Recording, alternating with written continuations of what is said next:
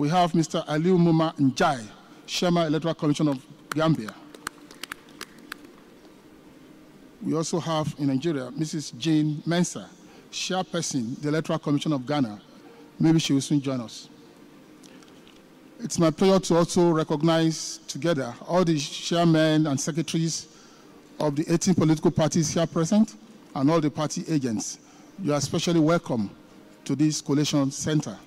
And all the heads of development agencies here present, members of the INEC Press Corps, and all the journalists here present, you are all welcome.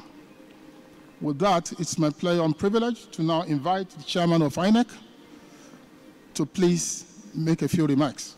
Honorable Chairman, sir. Okay, thank you very much.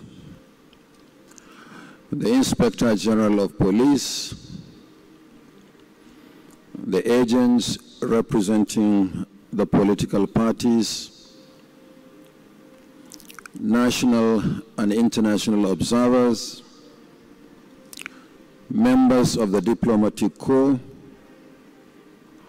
my colleagues, the chairmen of electoral commissions from East, West, and Southern Africa, representatives of the various security agencies, the media, national and international, distinguished ladies and gentlemen. On behalf of the Independent National Electoral Commission, INEC, I welcome you all to the formal opening of the 2023 Presidential Election Results Coalition Center. As some of you are aware, collation of presidential election results in Nigeria is done at 4 levels. After the conclusion of voting, counting, and recording of results at the various polling units. The results are first tallied and collated at the 8,809 registration areas or wards. The collated ward-level results are tallied and collated at the 774 local government areas nationwide. Thereafter, they are tallied and collated in each of the 36 states of the Federation and the Federal Capital Territory. The collated figures for each state and the Federal Capital Territory are finally collated here in Abuja, where the announcement of the outcome of the election will be made by the returning officer for the presidential election, who also doubles as the Chief Electoral Commissioner of the Federation. And this is a duty that I'm privileged to perform, and it will be done here at this venue. As we commence the concluding processes, it is my duty to explain the procedure and set the ground rules for the proceedings as follows. 1, all accredited agents, observers, the media, the diplomatic community, and security agencies should adhere to the sitting positions assigned to them. 2, results for each state of the Federation and the Federal Capital Territory shall be presented by the state collation officer for the presidential election, or simply put, the SCOP, who will also serve as the collation officer at state and the FCT levels.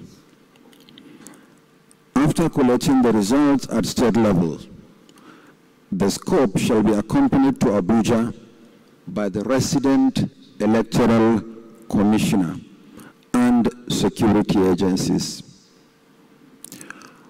On arrival at the collation center, The scope shall be received by the Collation Secretariat, which shall organize the sequence of presentation. The returning officer shall invite the scope, the State Collation Officer for the presidential election, accompanied by the resident electoral commissioner, to the seat we are going to provide to my left for the presentation of the results. The scope, following the format for the presentation of results, shall loudly announce the votes scored by each political party in the state, including reports of cancellations and areas where elections did not hold, if any. The returning officer then invites comments and observations, if any, from the polling agents. The returning officer requests the scope to submit the original copy of Form EC-8D. When all the scopes have presented their results, the returning officer shall display the sealed copies of result sheets EC-8DA, which is the summary of results of elections on state-by-state basis. The EC-8E, the declaration of results for the election, and EC-40G3, summary of registered voters in the polling units where elections were either cancelled or not held. And I will have the privilege of displaying the blank forms before proceeding starts, after the receipt of the reports from the various state collation officers. Next, the returning officer shall complete the EC-8DA and announce the votes scored by each party, and thereafter will invite the polling agents to endorse the form. The returning officer then completes the EC-40G3 and compares it with Form EC-8DA to ascertain if any of the candidates has satisfied the requirements of the law to proceed with declaration. If satisfied, the returning officer completes Form EC-8E and makes a declaration of winner. And finally, the returning officer invites the agents of political parties to receive duplicate copies of the EC-8DA and EC-8E, which is the final declaration of results. Having set the ground rules, from today, the Collation Center is hereby declared open until the final determination of the 2023 presidential election. During the course of proceedings, there may be interlude or adjournments. This will be announced by the returning officer as the need arises. As soon as any of the scopes arrives, the process of collation will begin. Once the process begins, the Collation Center will be open all day and all night, subject only to short breaks as may be announced by the returning officer.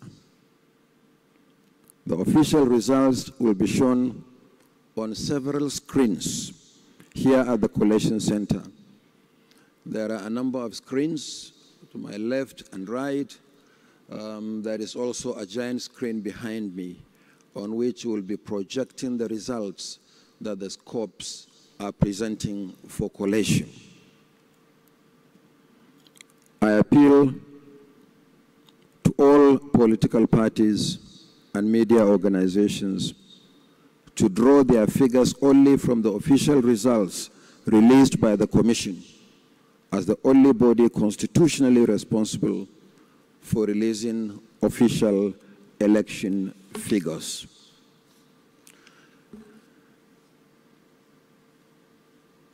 When the scopes arrive, they will sit in the open. So there will be seats at the end of the hall. To my right, you will see black leather chairs. That is the holding area for the state collation officers for the presidential election. And then by the side to my right, you will see a table there. That is the collation secretariat.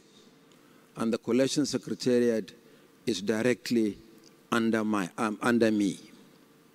So everything that we are going to do here will be done in the open. There is no other room where any other procedure is holding outside this hall. Yes, we have our situation room, but that is just the situation room for the commission. But once collation starts, everything begins and ends in this hall and in the open. As the collation of results progresses, the Commission may find it necessary to brief the nation on matters relating to the election, but unrelated to the collation of results. When the need for such briefing arises, it will not be done here in the collation center. A media center has been prepared in Aso Hall, right behind this building, but within the premises, these premises, for such briefings. Aso Hall has actually been prepared as our media center. So when we need to make briefings unrelated to the collation of results, it will be done there. So we maintain the sanctity of this hall, essentially for the collation of results and matters arising from the collation of results. Where I am unable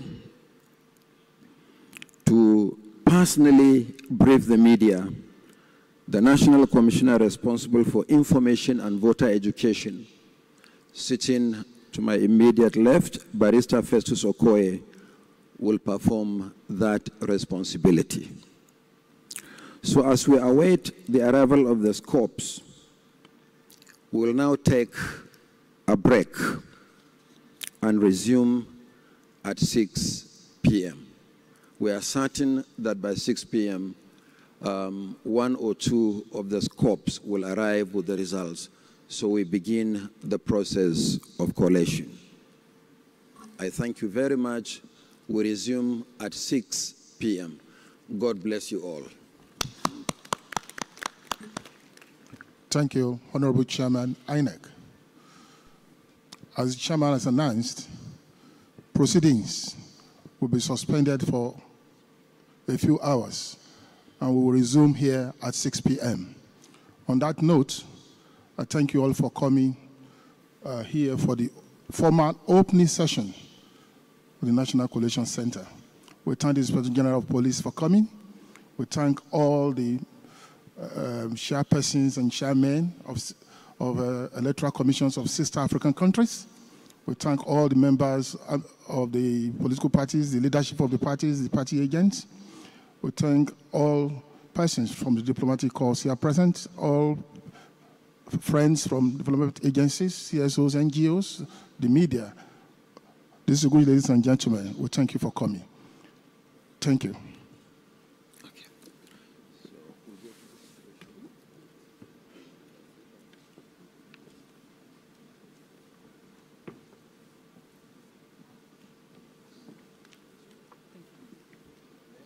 Yes, sir.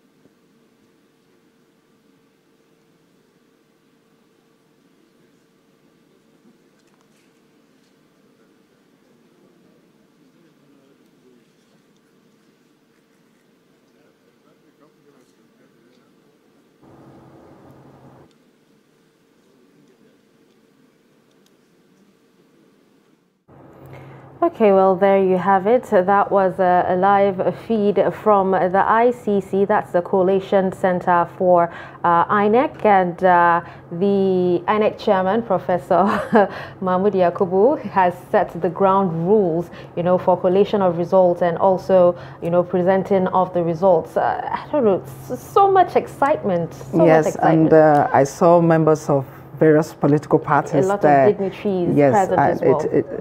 It's obvious that they're all ready now to get the verdict of what started yesterday, even though it's yet to be completed. And it's a good thing we have someone in the studio to talk to us on some of those issues. On this. Yes, indeed. And we have in the studio Senior Advocate of Nigeria, Mr. Sam Kabo, to analyze and discuss with us on everything that's happened from yesterday up until this moment. Good afternoon, and thank you for joining us on Nigeria Decides 2023. Thank you for having me. Thank you for coming, Mr. Kabo. Yes, one of the, the INEC chairman just addressed everyone, all Nigerians as it were, and he set the ground rules. In fact, he talked about how everyone in the hall is supposed to behave, and then he specifically talked about what the schools are supposed to do. The state collation officers even going as far as saying where they are supposed to sit.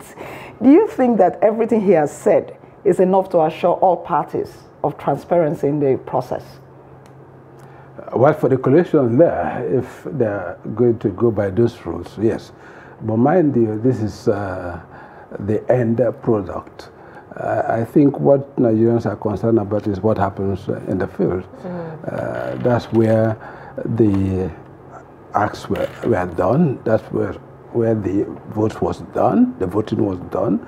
And if there is any complaint at all, it's in those places, because the way the process is, especially for the issue of collation, is basically a mathematical thing. You vote at the polling unit. That is where you have the number of people accredited and those who voted. The numbers are collated there, and thereafter taken to the ward level. At the ward level, the ward would now collate all the polling units within the ward. Every ward has its own number of polling units. They would aggregate the number there in a form. That form is taken to the local government area.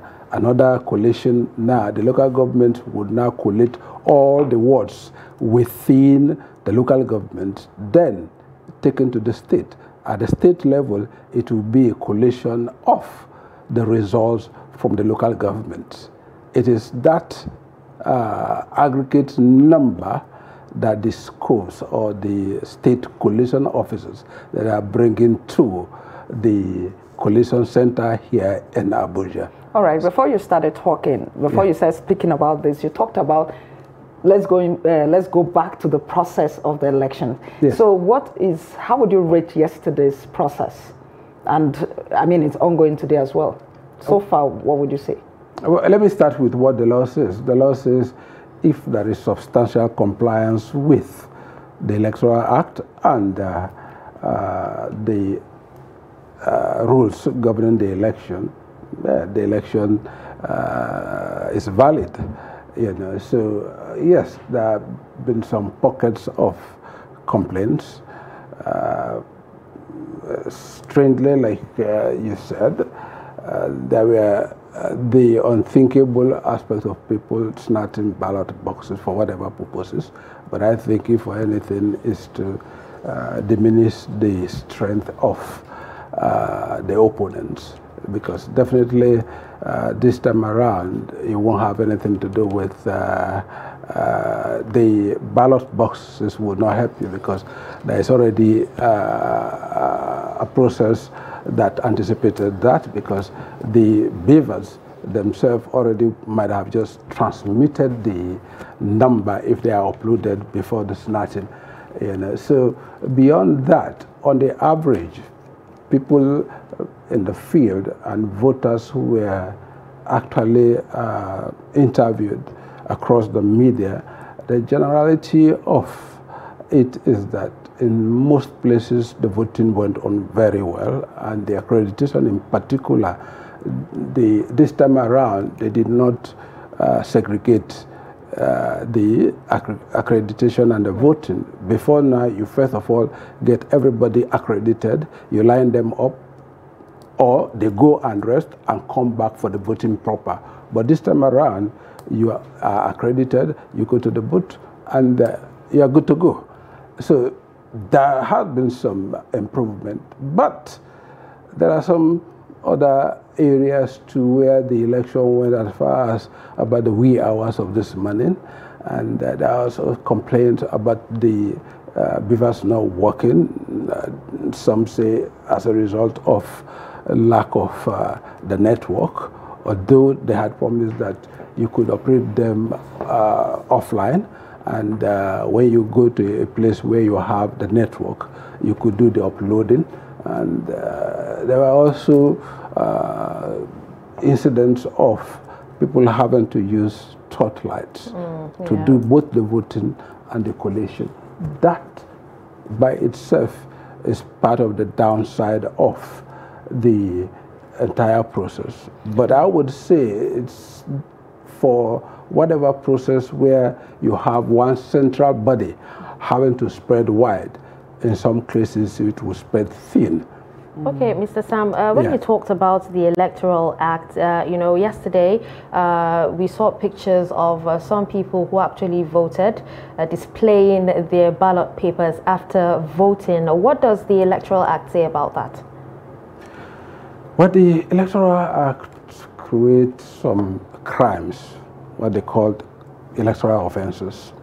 And those one categorically speaks to every conduct that impacts on the election itself. And there is a section that provides for the secrecy of the voting, and that is section 122 of the Electoral Act. Is that everybody, including the officers, including even the police, who is within the vicinity of the polling stations, must aid the security of the voting process. And there is a form of punishment attached to the breach of that, and that is a jail term of 3 months or a fine of 100,000. But that speaks generally to the individual and not to the election itself. It is you, the individual, who breaches that provision that the law addresses. But let me say one thing here. Even as a lawyer, the provision there is one of the most clumsy acts or provisions. Let me say, very clumsy in the way it is framed. Much of it gives the impression that the secrecy is for the benefit of the voter, and that everybody within that vicinity must not tamper with the secrecy of the person voting, so much so that you are not supposed to tell the person he voted for, or the person he did not vote for, or those who did not vote, or those who voted, and all of that, you know. And the only one that may seem to include the voter himself is the general statement that says anybody, including the officers and all of that, must contribute to the secrecy of the voting process. But if I were to be the writer of that particular provision, I would have done a better thing, address the voter specifically, because this is what it is. In law, what is not prohibited, no matter how immoral, incongruous, or whatever it is, or scandalous it is permitted. So if there is no specific law that says I shouldn't sue you, the person that I voted for, and I did, it's for you to come and tell me what law that I have breached. Although, of course, there is also another provision that says you should not campaign within the provision. So if I am a prosecutor, I could also say that that constitutes a campaign, because if you are that influencer, like Mr. President, and you go to a voting place and you show everybody around that you voted for this person, that may influence, because what, you have an overbearing influence. Your aura, your personality, your status has a ripple effect on the rest of the people on the line. I could pursue that angle to say that constitutes a form of campaign. But basically, the people we are talking about here, they have immunity, except if you want to pursue it, maybe after they would have left office, you go pursue them on that. But I do not think that the police or INEC would contemplate that. Okay, well, just before we go ahead with that, we actually have our reporter, live at the Collation Center, Sagir Ibrahim, on standby to give us an update of what is happening. Hello, Sagir. Thanks for joining us. So what's the situation report at the ICC?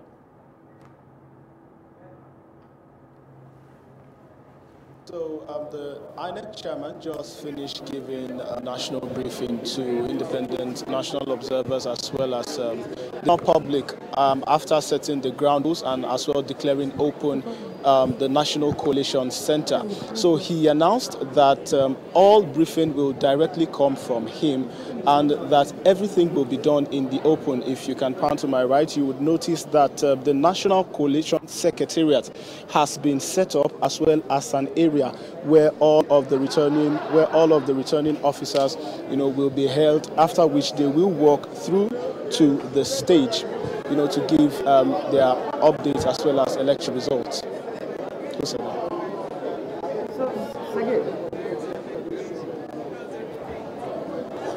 If you can hear me, we have over 146,000 observers covering this election or monitoring it as it were. Have you seen them returning? Do you see them around the Collation Center?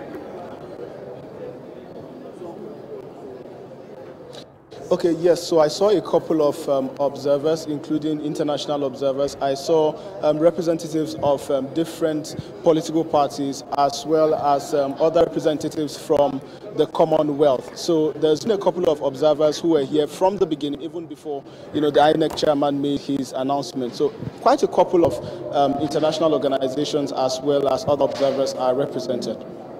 All right, well, I also saw some members of some political parties, but not many of them were there, right? It didn't look like a lot of political party members were there. Yes, okay, so far I think, well, I cited quite a few, but I think it might be because, the coalition is has just been declared open and with expectation to start by 6 p.m. this evening. Okay, Sagir, what are the chances of a rancor or even a disruption during the coalition?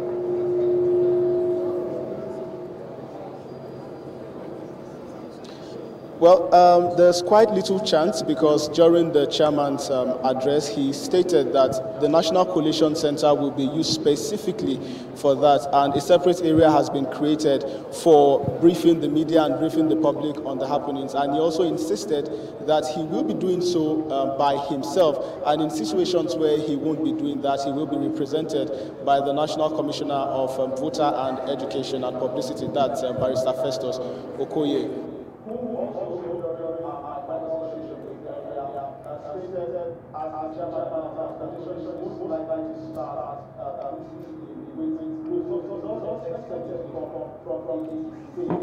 I have a question.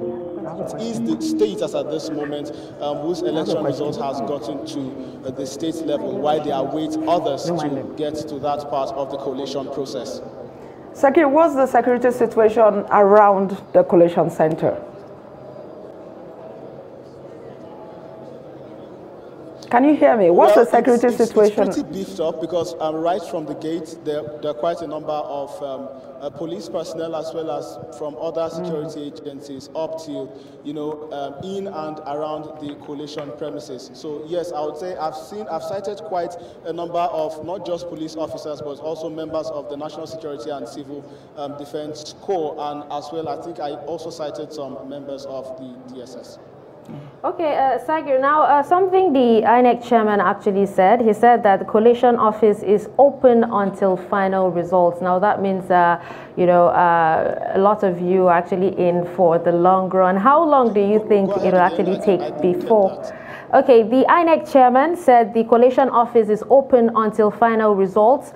So it means a lot of you are actually there for the long run. How long do you think it will actually take before the results come in?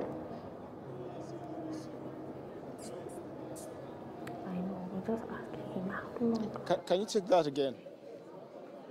All right, I think there seems to be a technical issue, so we'll just, stop here, and then we'll come back to you later, Sagir. Thank you so much for the update. I can hear you. Let's come back to the studio. All right, Mr. Kabo, when you were talking about the electoral act that talks about displaying who you voted for and all of that, what I want to find out is who invokes it? For instance, somebody has done that.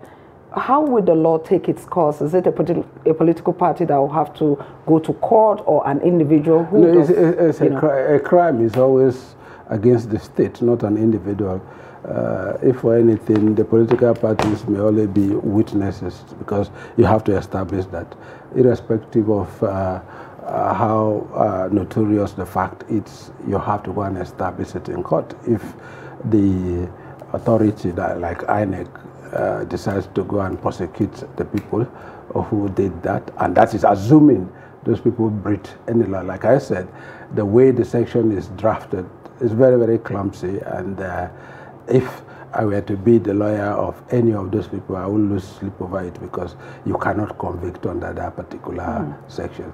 Definitely you cannot, because the law seems to say it's for my own benefit. You don't expose me to public hatred or ridicule. So by you exposing what I have done, it's... Okay, so based on what you're saying, the way the law is framed, it's not like you're hurting anyone by showing it. Just to protect yourself. Except if, like I said, it becomes an issue, you can actually convince me that constitutes a kind of a campaign. But for me to sue it, of course, the INEC rules. The INEC rules say you shouldn't do that. It's part of their own rules. And the Electoral Act and the rules, they go together. But the INEC rules by themselves cannot establish a crime. They cannot create a crime. A crime can only be established by an act. And the act is the Electoral Act. The Electoral Act has, by its own wisdom, or in its own wisdom, established what it considers to be electoral offenses. About 15 provisions, each of them addressing specific persons, even the media, even onlookers.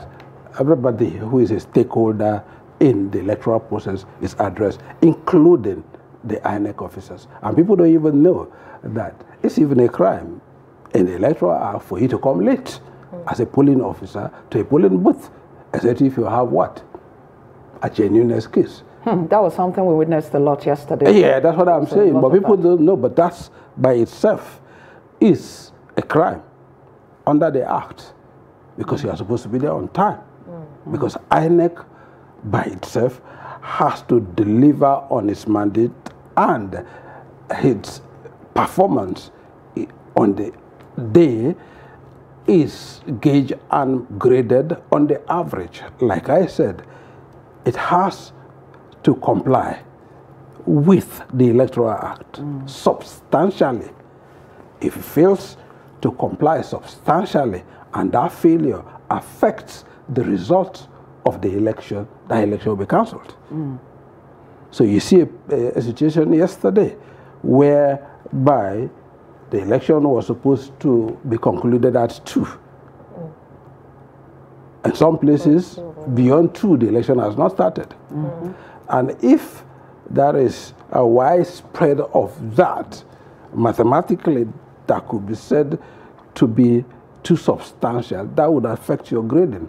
But from their own showing, they were talking about, was it 148 polling units across the country? 148 from 760-something thousand polling units. That could be said to be negligible, mathematically. But talking about the essence of the vote and the right of the individual, even if it's just one person that you disenfranchise by your own tardiness, that in itself it's blamable. It's not something that you go home sleeping and be proud of. All right. Well, talking about situations, you know, lots of situations actually happened yesterday, and there's this particular one where the INEC official, it actually went viral, where the INEC official refused to, you know, upload the results to the INEC server. What happens to the INEC official, or what is supposed to happen to the INEC official who refuses to do that in that case? If it is deliberate, it constitutes a crime under the Electoral Act. If it is deliberate. But if it is not deliberate, hey, what can he do? He's dealing with gadgets, he's dealing with machines, he's dealing with inanimate things who are indifferent to the situation. A machine is a machine, anytime, any day. If it's malfunctioning, or if you do not have the wherewithal to let it operate, no matter how bad the situation is, you cannot be held responsible. All right, you're talking about disenfranchising anyone, and you said even if it's one person, there's a problem. Okay, yesterday, there was a problem where some persons went to a particular polling unit, and they didn't find their names there. Because, INEC actually created some polling units to decongest the already existing ones and to make the process seamless. However, some persons were unable to identify their polling unit, and it's possible that some persons were unable to throughout yesterday, and because of that, they could not vote. And I saw the INEC chairman trying to justify that by saying that they were doing it for the good of the people, that is to make the process less cumbersome, less stressful for the people. No, that's not what the law says. Irrespective of your good intention, if your good intentions are harmful to me, then they go to naught. The law is, you have to educate me. I have already been registered for a specific polling unit. My sixth sense, you know, operates and focuses on that polling unit. If through you have some wave, or you have some what you call good intentions to take me to some other place, you have to give me adequate notice, because I have to situate my mind and re-educate my mind, or reprime my mind for the new place. I had been registered at a place that I already know. I can walk there blindfolded because I've been there and I know the place. I know the geography of the place. But if you now, even if you are taking me next door, if I don't know, I don't know. Okay. You understand? You ought to have educated me. And he's talking about having sent text messages. That's not good enough, because sometimes the telephone number that I give during the registration may not be just one. But also, some people were, but INEC also said people should ensure that they identify their polling units before yesterday, though. No, INEC was supposed to have, let me tell you something now. INEC was, by law, supposed to have what? Publish the voters register. All right, Mr. It is that voters register in itself that would actually also tell you where you're going to vote. All right, Mr. Kabo, hold your thought. We'll come back to you. Segir is on standby, and he has somebody who wants to talk to. Segir, if you can hear me, go ahead, please.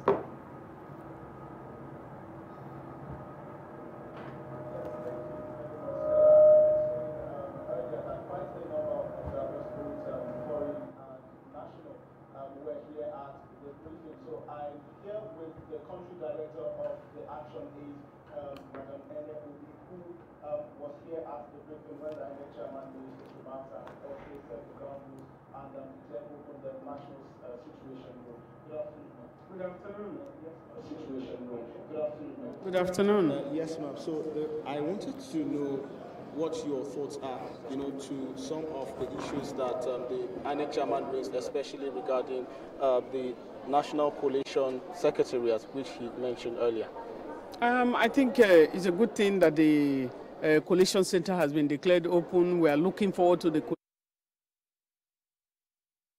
gone on well. or not totally over yet, because they are seeing some people that are on queues because of the performance of the of beavers, or maybe few beavers in a place that has large population, so we're excited about that. But one of the things that is a major worry for us right now is the fact that the IREV portal is not working. It's not uploading. We want to see the results uploaded just like was done in the past elections.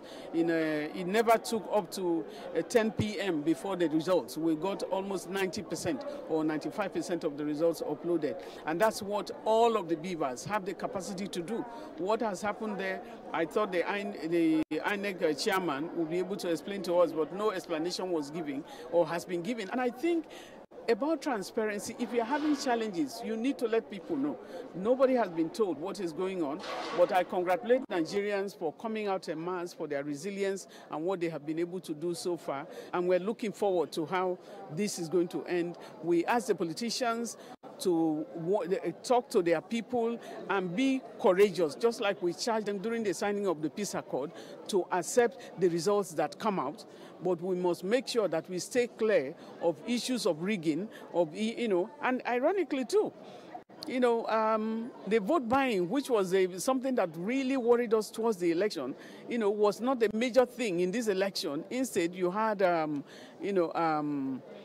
issues of logistics that almost made it. So we're happy that that has gone down. From the reports we're getting so far, it's like about 7% where you have open buying. This can be due to the security agencies, the way they have doubled their effort, So we want to commend them, but we also don't know whether it's a cash trap that has succeeded. So, I was going to ask you the question pertaining vote buying, which you just responded to. But another question there is the issue of most polling units, or according to the information that we had, that most polling units commenced accreditation and voting late. Now, your organization you are a member of the Nigeria Civil Society Situation Room. So what is your assessment of the election in relation to commencement time, aside the issue of vote buying? No, about 30% of the polling unit resumed at 8:30. And that is the standard. So about 70% did not open at the time. More polling units came on board, by 9 a.m. and then more came up. Some people made complaints. We were inundated yesterday because we have a phone center where people were calling in from all over the country, and the calls were, we have not seen INEC yet, we have not seen the ad hoc staff, we have not commencing, or there is an issue with the beavers. Beavers actually performed relatively well, but there are some spots, which beavers was not working, and we escalated it. And so generally, it's the logistics that delayed. Exactly. People were enthusiastic. A lot of people went to the queues. Yes, and we hope they let them, they are not disenfranchised. The final one before you go. So I was going to ask, since you said 30%, which means 70% of polling units opened late. Or didn't open at all. Is it possible that it is as a result of the logistical challenges that the Commission faced? It's logistics, because you have our observers are in different places. We deployed 2,410 observers, and then our partners deployed, so many observers from different organizations, and the report that we are getting is that, sometimes they will call you at 9 a.m. and say, we haven't seen INEC, because the standard is 8:30. And so when they call you at 9 a.m., at 10 a.m. or 10:20, they call you and say, INEC is here now. And they have started the process. And so we kept getting the progression, and also up to the time the pool closed. So a number of pools closed at 2:30, but many did not close because of the late arrival, because there are consequences, for late arrival. And that's why we encourage that pools open early, and then they can progress. And in places, for yesterday, we are having so many police units that were repopulated. And so people have to come out first and say, am I in this polling unit? Though there were messages that were sent to people to locate their polling units. Some people did not. And so, I think it's a great thing to have conducted the election, but we can do better. Thank you very much. Thank you so much. Member of the Nigeria Civil Society Situation Room, and also the Country Director, Action Aid. It's a pleasure. All right. Thank you very much, ma'am. Thank you. Yes, ma'am. Back to you in the studio. All right, thank you, Sagir, for the update. We'll definitely be coming back to you. All right, Mr. Kabu, before we take on some of the issues that were raised by the representatives of Action Aid, you were talking about some people who may have been disenfranchised because they could not identify their polling units yesterday. Yeah, because INEC failed to realize that voter education is part of its own responsibility, and it's outside voting. That's, to me, the most important part of the functions of INEC. If you can't tell me that you send text messages. Sometimes text messages don't get delivered, and some people have actually configured their phone to the point that if you are not on their contact list, they will not get messages from you. And I don't think it's right. Like I was saying, if they had followed the timetable and the time within which to publish the register, and the voters had followed up to go and verify that they are on the voters list and where their polling stations are long before this, it wouldn't have had this. But to say you said it overnight, that's presumptuous and it's unfair to the people. Like I said, you don't patronize me by saying I do that for your own good. No, obey the rule first before you try to be, they say be just before being generous. Obey what the law says you should do first before you can start innovating. Okay, now the INEC chairman actually said that, you know, some federal constituencies in Edo State were countermanded because, you know, some logos did not appear of some political parties, by the way, did not appear on the ballot. Now, considering that the INEC actually had ample time to get all these things ready, is this an excuse? Is there an excuse? No, it's not an excuse. It's not an excuse, and they didn't have a choice in countermanding it because the law is that if I am validly nominated for an election and you exclude me, that election, irrespective of how well it is conducted, is null and void. So if you exclude that person by his name not being there, no matter what happened to that election is cancelled. Well, I would like to know though, for instance, if in a particular state a party is not taking part in, maybe there's a senatorial spot and a particular party is not fielding a candidate for that senatorial seat, if INEC does not put the logo of that party on the ballot sent to that state, is that a crime? No. Like I said, you must have been validly nominated by your own party for the particular election, and the ballot papers are particularized. It's not. They are not. It's not uniform. Yeah, it's not uniform or generic. It's particularized because you have to give the name of the state, the local government, the polling unit, the ward, the polling unit. Every one of those ones have to be there. There are numbers serially. All of these, they have to be on the ballot paper. So you don't just have a general ballot paper. Yes, sadly, Mr. Kabo, we'll actually have to wrap up this discussion at this hour. But we'll be back, you know, at the next hour. We'll take a quick break, and when we come back at top of the hour, the show continues. It's still Nigeria Decides 2023. Stay tuned.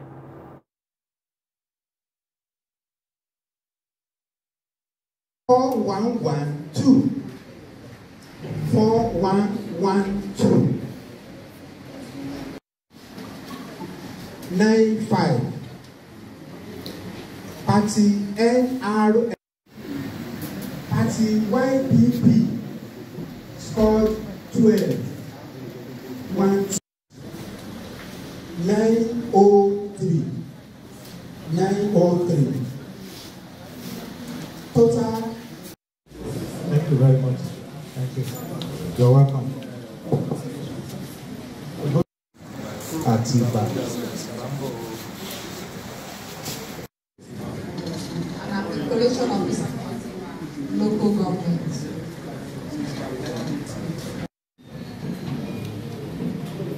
Party LP scored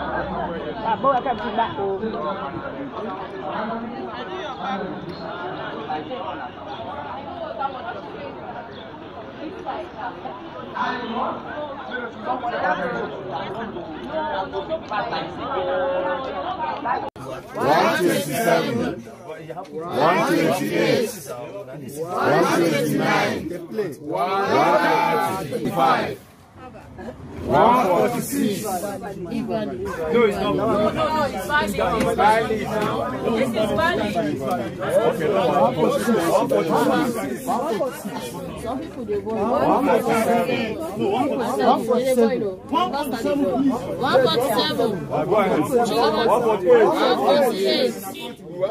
149. Invalid. How many invalid? Labour Party 153. Labour Party 153.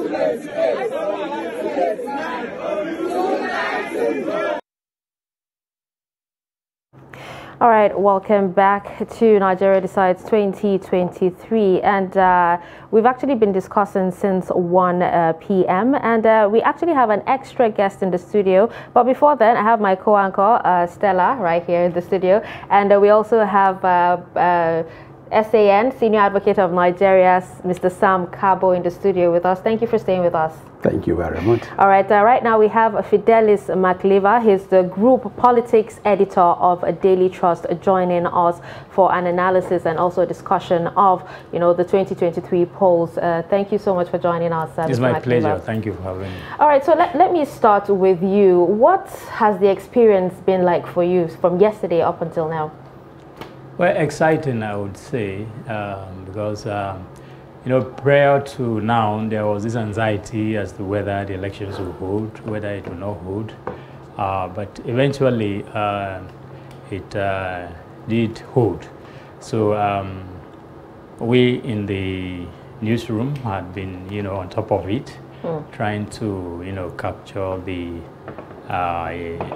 exercise. So from last Saturday up until yesterday night, we have been, getting reports from our reporters in the States on the field. And from what we have gotten so far, at least I think it's an exercise that has gone well. you know, irrespective of some pockets of hiccups here and there, which are common with every elections. All right, Fidelis. Yes. When our reporter Sergei was speaking to a representative of Action Aid earlier at the Collation Center, the woman said something. She said the fact that INEC portal is not really working, and so to upload the results, there's a delay in upload of the results. Isn't that a problem? And before you answer that, take it side by side, the fact that we have seen all sorts of results, especially on social media. Do you think that the delay is causing that, is responsible for that? Yes, I think the delay could, you know, result to, you know, people, you know, posting the results on their own, the social media stuff. Like you said, the INEC portal, they say, is not really, but you know, this is technology, and I think this is the first time that INEC is going to deploy this on a general election like this. You know, so they are bound to have one or two, you know, technical problems on their website. But we do hope that eventually that will be resolved, and then the result will be uploaded there. Essence, Mr. Kago, shouldn't there be like something, a law or against posting of unverified results, because that could cause problems on social media? Everything. I've received different sorts of results between yesterday and today. It's difficult because it's on, even if there is no law, morally it's condemnable. But let me tell you what it does. You know, everybody wants to, even what we call the 15-minute feel-good feeling. There is a lot of trauma that comes with the anxiety of waiting for the results. Mind you, the expectations are very high. Most people invested a lot of emotions in this election, and the frenzy before the election did not calm down after the election. It's going to calm down after the results. So basically, those who had made it their business have a way of sending good messages to their own people, because of course, fully aware that it is false. They know because like I would say, and INEC has made that clearly, that you have to wait for their own result, and common sense should tell you that it is only INEC, and that the possibility is there for people to come around to ban the election. And mind you, this is also preparatory to the soft landing that they would want to have, especially those ones that would at the end of the day lose the election. They're going to blame it on some form of malpractice or fraud or rigging or whatsoever.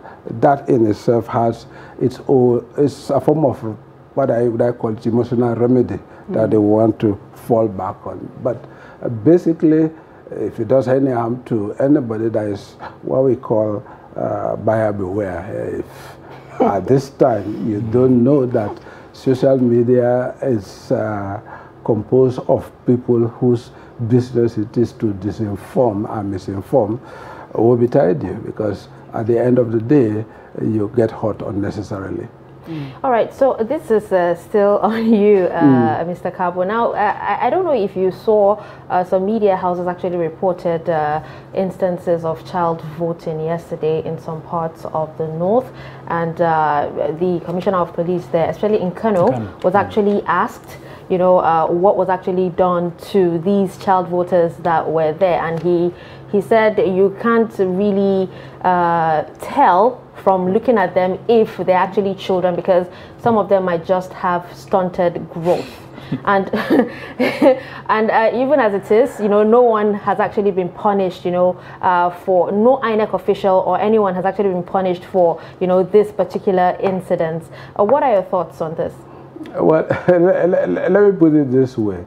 I would not characterize it right away or absolutely as child voting. It's suspicion of child voting, because like the Commissioner of Police said, the onus is on you to prove that they are children.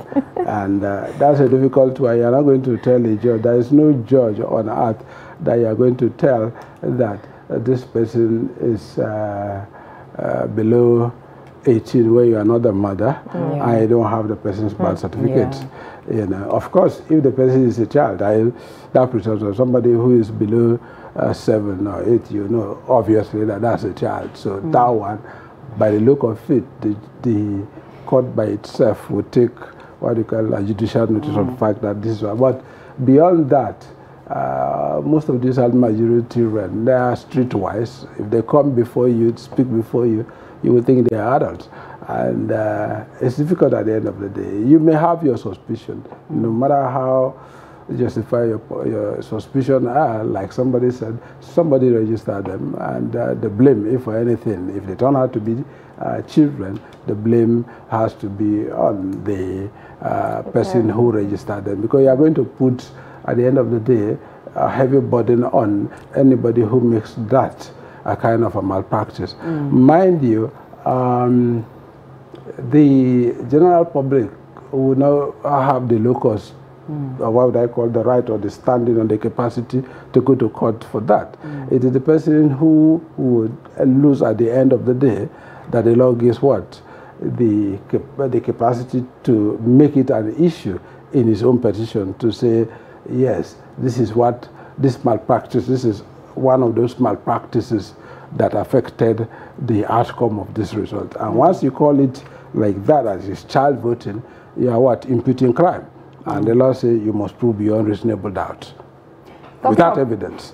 How will you do that? Talking about malpractices, I saw a video yesterday where there were a group of women on a queue, and somebody was guiding them on the party to thumbprint for. The person was actually holding the hand of the woman. Okay, press this, and then the next person thumbprint here, and all of that. That is also a crime under the Electoral Act.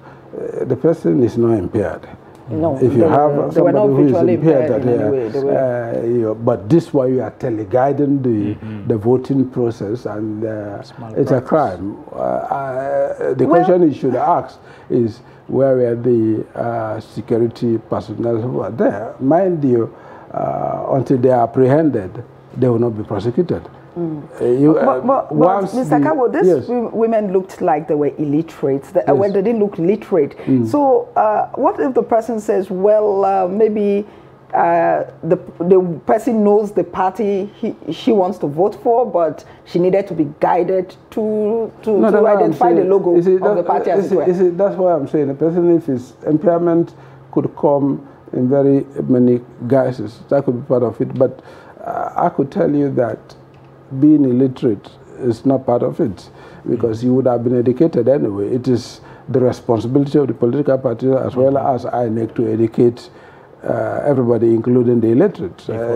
For anybody to walk there blindly and without knowledge of who to vote or how to vote, then that person's vote should be sacrificed by the political parties, because they definitely did not do their jobs. All right. Well, let's go back to you, Mr. McLever. Now, just a follow-up on what she said about, some of these women being illiterate. Compared to previous elections, what impacts do you think voter and civic education had on this election?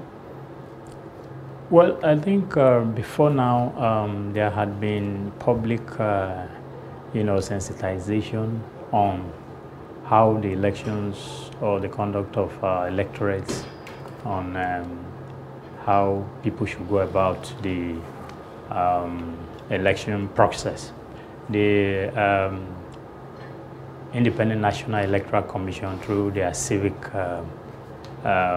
public enlightenment department, had done a lot. They had been issuing even jingles, carrying out even media discussions on what the rules of each person or everybody in the election process should be like. So they have done a lot, but it cannot be total. So you still have people who may not get the information, and like he said, the political parties too are supposed to do their own part by enlightening their members. Look, if you go into the process, you should do ABC, and then so that you avoid this kind of hiccups. But I think on a general note, yes, the INEC had done its parts relatively okay, and but then you still have pockets of where you could have people that might not get the message properly. All right, Fidelis, I know you've covered a lot of elections, and one thing I noticed in this present election is the fact that the participation of elderly people. I saw one man that was about 92. In fact, the report said he was the oldest person in that area. Yes. I saw a woman that is 80-year-old who trekked 2 kilometers to her polling unit. And then I saw people, physically challenged persons, actually coming out, to take part. Why do you think that it's so this time? I think it has to do with that general enthusiasm on every Nigerian that, look, this time around, they want to make a statement. They want to see that, given the kind of, challenges the country has gone through in terms of the economy, in terms of the security, that has made people disenchanted with the system. There was this deliberate consciousness to say, look, this time around we would want to make a difference. So these people you saw, the elderly, pregnant women and this thing, are among those that came out to say, look, whatever it takes, I am going to make sure that I participate in this election so that things should change. So it's part of the general resolution of Nigeria. Well, what if you put it side by side, the fact that there are some people who are not as old as those people are, who are just feeling, oh, I'm not going to vote because my vote is not going to count. We have that group of people. I know you can always have those kind of people in every election cycle, that the conservatives who would say, look, I've been voting over the years, but my votes don't count. So they would, not have faith in the system and decide not to. But what I'm trying to say is that there is this general, consensus amongst Nigerians that, look, we have gone through a lot of bad, experiences. So we need to come out this time. Just take an example of this Naira swap policy that people, have been going through, a lot of challenges and all of that. So the people just came out to say, look, we need to participate in this election to make a change.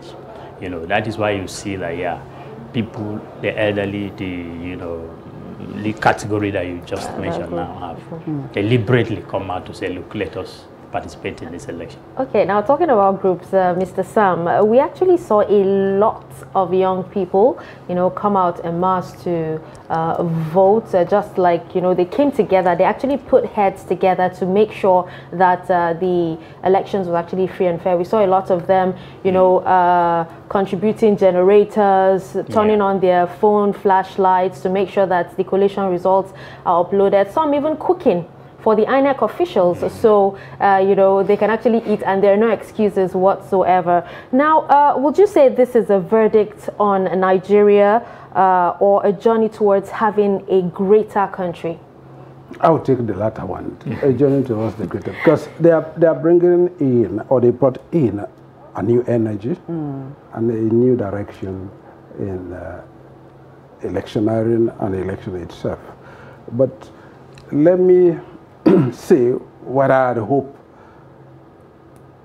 they would have done, but because they've not done that, I'm hoping that from here, henceforth, let's go back to what others would do. You see, most of the time the volunteer army of campaigns are the youth. Most of the time you get it from the universities. These are the people who have the energy to go house to house. And when you are campaigning, it's not just about soliciting for votes, but also voter education, the civic aspect of it as to why they need to vote and what issues that you think confront the nation.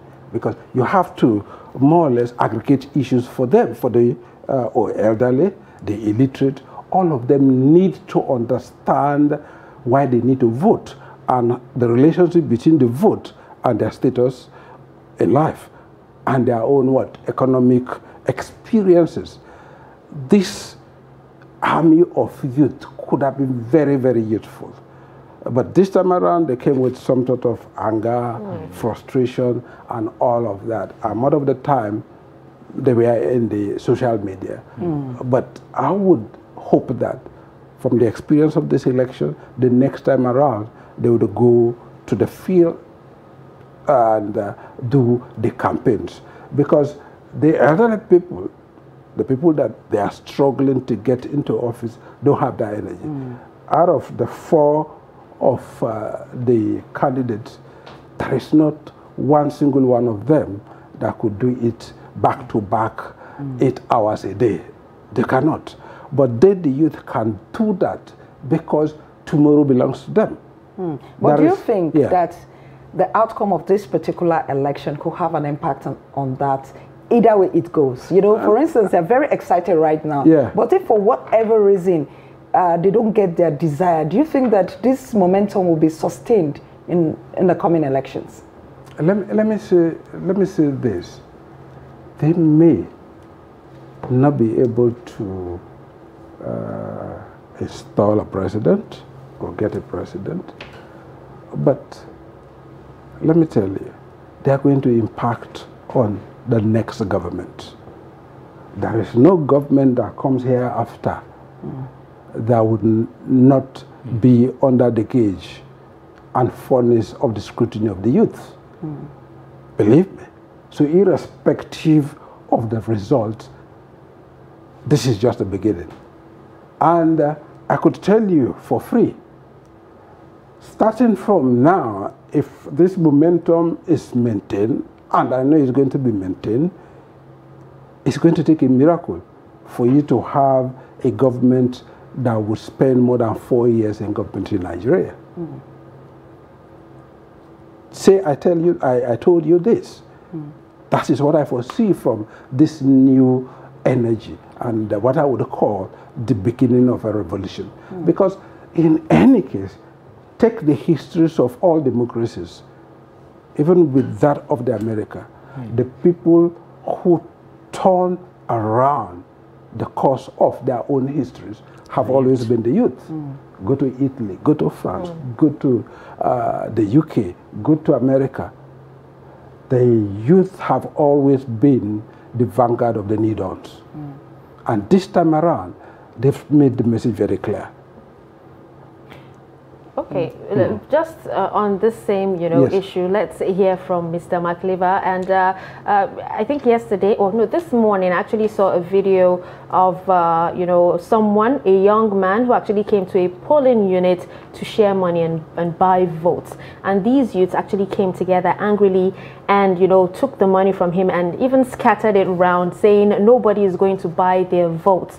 And on the flip side, we also had reports of some polling units in Kogi State where their votes were actually bought with bread. So can we hear your thoughts on this? Well, on the first aspect of it, that is to tell you that this time around people have realized the fact that the issue of buying their votes is no longer, realistic. People believe now that, look, they cannot sell their franchise. Irrespective of whatever amount of money you think you have, you can't come and buy their conscience any longer. So it's shows that there is that consciousness now, a departure from the past where politicians will just come and then, use their money to buy people's vote. There is this consciousness now against vote selling, against vote buying. So I think that is what, that one demonstrates. But then, of course, you can always have exceptions, like the case of Kogi, like you talked about. Poverty is still very much in the land. And, there are some people that the thing has affected so much that even if you bring 1,000 naira, it means a lot to them. So you could still have people that will fall prey to that kind of thing. So, but on a general note, the issue of vote selling is becoming a thing of the past. As you can see, people are now becoming conscious and aware that, look, we cannot sell our votes again over a mess of porridge. So it's a trend that, is happening now. People have become aware that, look, vote selling or vote buying is no longer... All right. Okay, Mr. Kawu, I would like you to take up from there. At what point do you draw the line? What do you really call vote buying? Is it the actual cash that you share at the polling units, or the fact that some people shared wrappers before the election, right. Some people shared rice, I mean, some people shared all sorts before the election. So when people, I feel like in Nigeria, people concentrate more on the actual cash that you share, but that's not all that of course there is to it. So I'd like you to talk to that. Yeah, like I have said, let me make this as my own background. I think the youth may not be able to form the next government, but I can tell you they would inform and reform the next government. For us here, most of the actions that we take are existential. It's about living, and it's poverty and conscience. There may not be so much of a correlation, but they impact themselves. Yeah. You know, a poor man who needs to live on that bread may sacrifice the tomorrow because he wants to live now. He's sacrificing 4 years. Yeah, you know, listen, let me put it this way. When I was in school, one of the puzzles they taught us in the jurisprudence, which is like the philosophy of law, is that you had some people who were marooned in the ocean. They were all there, and the only way they could live is by them eating one of their own. So they tossed a coin, and the lot fell on one. They killed the person, they ate and survived. They came and rescued them. The question is, did they commit a crime? You understand? So we have committed murder. Yeah, well, that's what I'm saying. You understand? But let's look at it from within the circumstance. You see, most of us don't know that there are communities where the richest man may not have up to 10,000 naira in a year. We don't know that. But I can tell you that population is more than us here. They're out there. So how do you now give those people the sort of conscience that you aspire to have to regulate the elections? Somebody said, oh, if we take away the naira from them, they may not be able to buy. But we saw people who are given groundnut oil, who are given gari, who are given, some places, soup. Soup, this bar soup. They use that to buy votes. Because in any case, what you are buying is what? That vote from that person. So you can use anything, the wrappers, if you are generous. But basically, there are some places where an individual could see fortune in that bar soup. Some, even a pack of cigar, like what the white men did to buy us from our own ancestors with bottles of ogogoro or mirrors. You understand? So the focus, like I said, why I need the energy of these youths, and I'm hoping that it's not going to abate after this election, is that you have to set the standard by your own reaction to public inanities. If an individual is voted into office and is given a mandate, a tenurial mandate, and is going to be living on taxpayers' money, or call it your own money, let him do the job. If we get to a point whereby we raise the standard of our tolerance to your inaction or your bad habit, and let me use that, in office, these people will sit straight. But here, the moment we vote you into office, we go to sleep. We turn you into a god. Because what? We want some favors from you. So even if I know that what you are doing is wrong, but I may not want to hurt you so that what? You do not deny me patronage. All all that we keep doing is to make God out of our own public officers. It's like turning your own driver into your own boss. Somebody you employ to drive you now becomes what? Somebody you have to beg to use your own car. That is what is happening with political officers. And it is the failure of governance, the failure of government to deliver development, to deliver social cohesion. That is why we are where we are. And we cannot turn it around by just saying voting good people into office. If you vote them into office and they go get exposed to the law and splendor of the office, they would discountenance you and create a path for themselves. But if you make life impossible for them, or you make sure that they are always oversighted, always kept in line, and always forced to do that with you voted them into office, they are going to expand the economic circumference. Because once you are economically excluded, you are socially excluded and politically excluded, because what? They've taken away your mental strength and your ability to resist those small prices they come to buy your votes.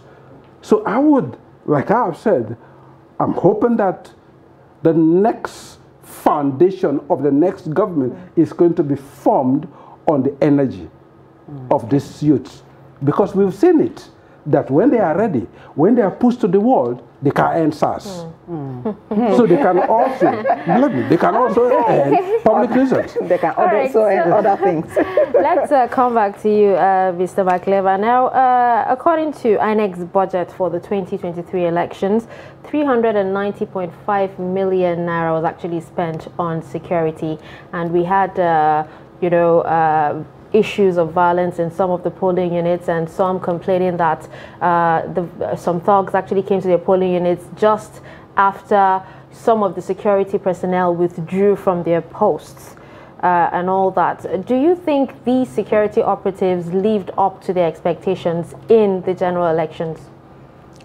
I think they lived up to their expectations to a certain extent. You know, during elections, you cannot completely rule out the possibility of having incidents, irrespective of whatever amount you must have budgeted or you must have spent on securing the elections. There are always, people who will definitely come out to, pose a security threat to the election. So on a general note, I think the security operatives were, up to their game, irrespective of the fact that, pockets of incidents were reported here, ballot box snatching and all of that. But if you take the holistic picture, it's not as bad as you would want to say. I mean, it affected compared to the previous elections that we had, that insecurity issues were very, very overwhelming.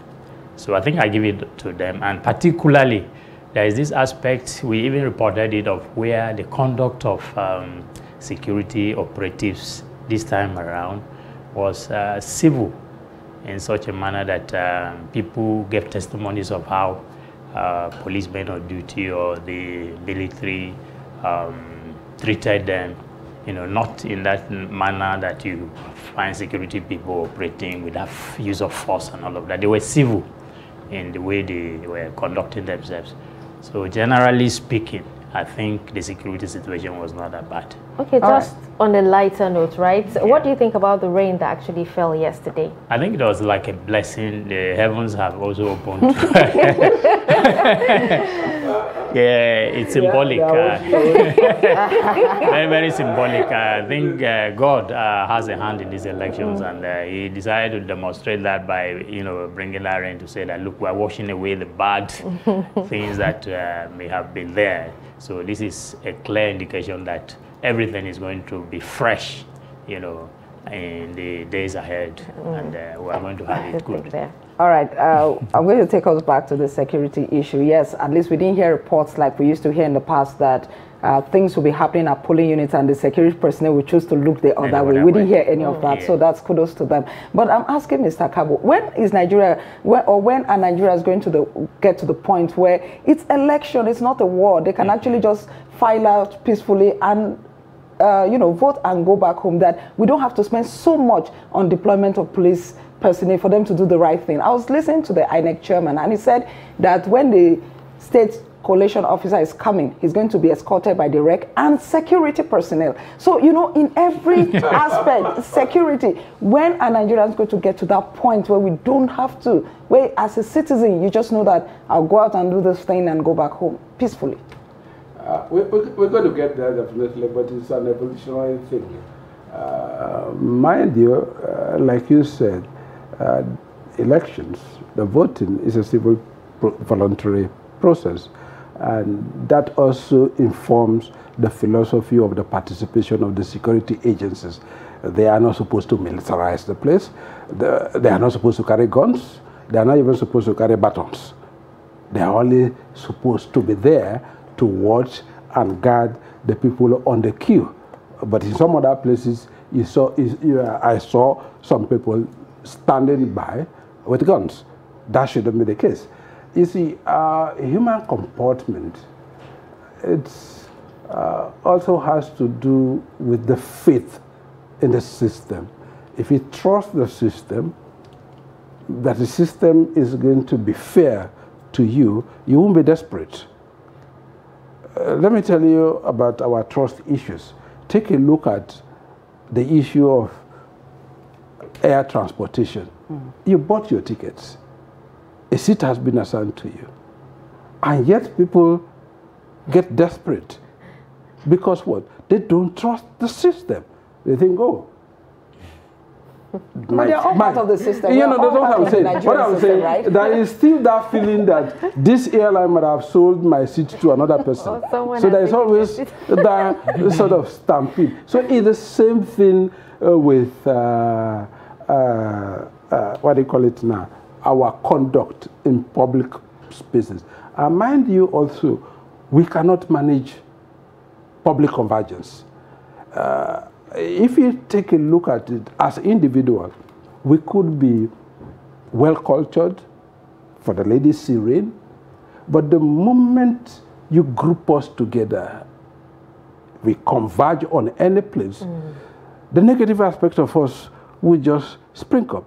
Take a look at the average Nigerian on the road. When he is driving on the road, he is okay. But the moment you go to an intersection, something will just pop up. And most of the time, that's where you have those, what would I call it, traffic congestion at that section. Because we don't know how to manage convergences. Take a look at the legislators. Gentlemen, good fathers, elites. You put them together, sometimes what? They exchange blows. All right, Mr. Kabo, just hold your thoughts there. We need to go back to the collation center where Sagir is standing by. Good afternoon, Sagir, again. Good afternoon, once again, Stella. I'm currently here at the ICC standing with the National Commissioner and Director of Rural Education from Mississippi, Mr. Oluwole Osaze-Uzi. Good afternoon, sir. Good afternoon. Oh, okay, my apologies, sir. So the question, earlier, when the member of the National Nigerian Society Coalition, when we had a conversation with her, she alluded to the fact that 70% of polling units did not commence accreditation and voting as at the stipulated time, sir. And she linked the logistical challenges that the Commission faced to have caused that. How do you respond? Well, I cannot speak for the Commission. I think only Commission. Well, I cannot speak for the Commission. I'll wait for the Commission's own, because it has its own system of monitoring opening of polls. That's from the observation also. And they group deployed to all polling units. So I would think that the Commission, they probably use statistical derivatives to arrive at that figure. But I acknowledge that quite a number did not start on time, and that's a very worrisome trend. But let us situate this thing in the circumstances, the backdrop of the circumstances which was held. Don't forget that elections were postponed in 2011, 2015, 2019. In 2011, it was while the elections had commenced. In 2015, it was 2 weeks for the elections, while in 2019, it was... Go ahead, sir. It was... All right, we apologize for that technical issue. We couldn't make out what he was actually saying. The audio was really, really poor, but we'll try to reconnect and hopefully we'll interview him again in a bit. Now let's come back to the studio. Sorry for cutting you short. You're actually saying, you know, just go ahead and continue what you're talking about. What I was saying is we have trust issues, and the trust, that lack of trust breeds desperation, and desperation and comportment don't go together. So most of the time, that is why you have this.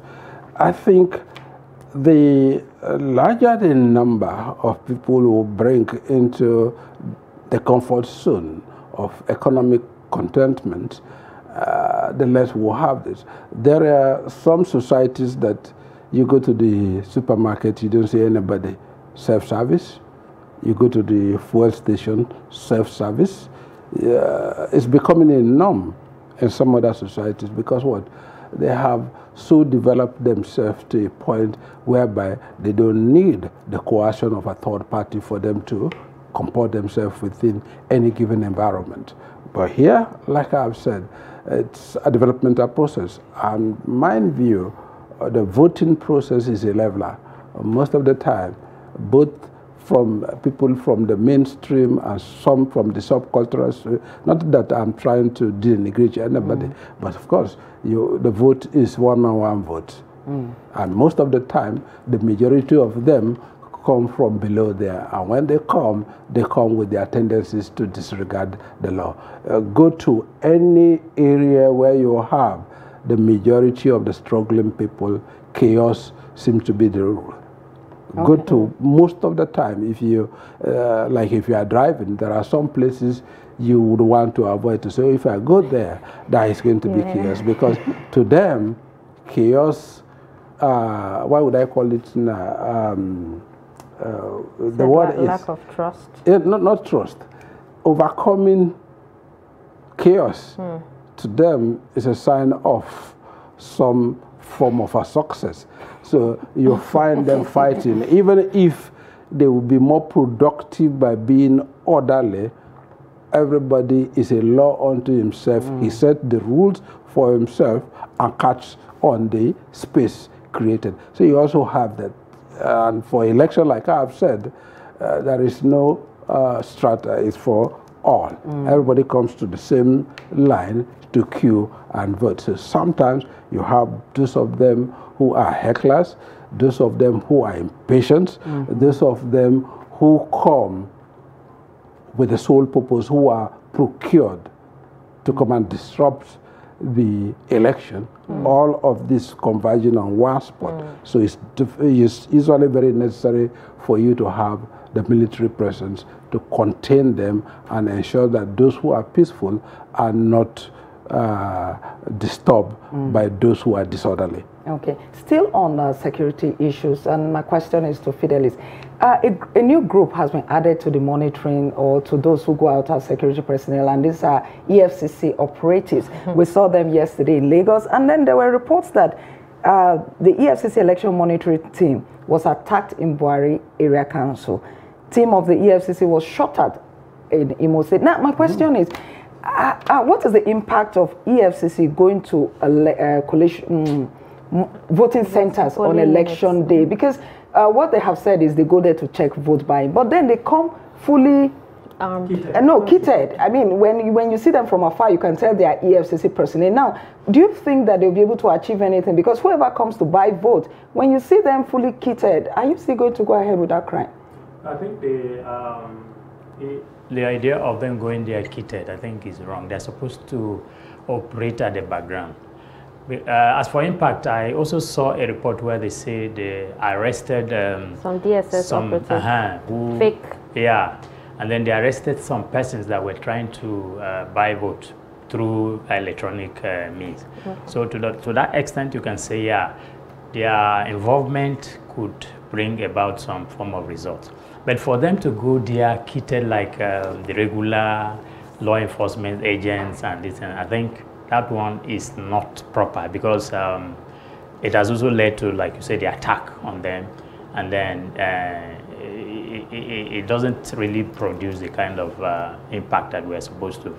But this issue of vote buying, that they are there to be able to identify and then probably arrest those who are involved in it, if their presence there can, you know, achieve that purpose, it's fine.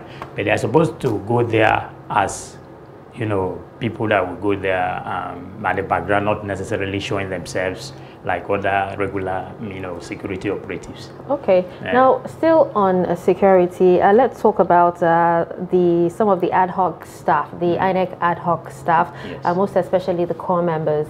Now, in previous elections, we've actually seen cases of deaths of some of these core members, but not, you know, in the 2023 elections. You know, what made a difference? And I was actually watching a particular channel, a TV channel this morning, and the Lagos State Police spokesman, that's when he was actually talking about how they went to a polling unit where there was violence, and these core members, you know, sensing that they would not be safe even after the security operatives leave, decided to join them, and they left the polling unit.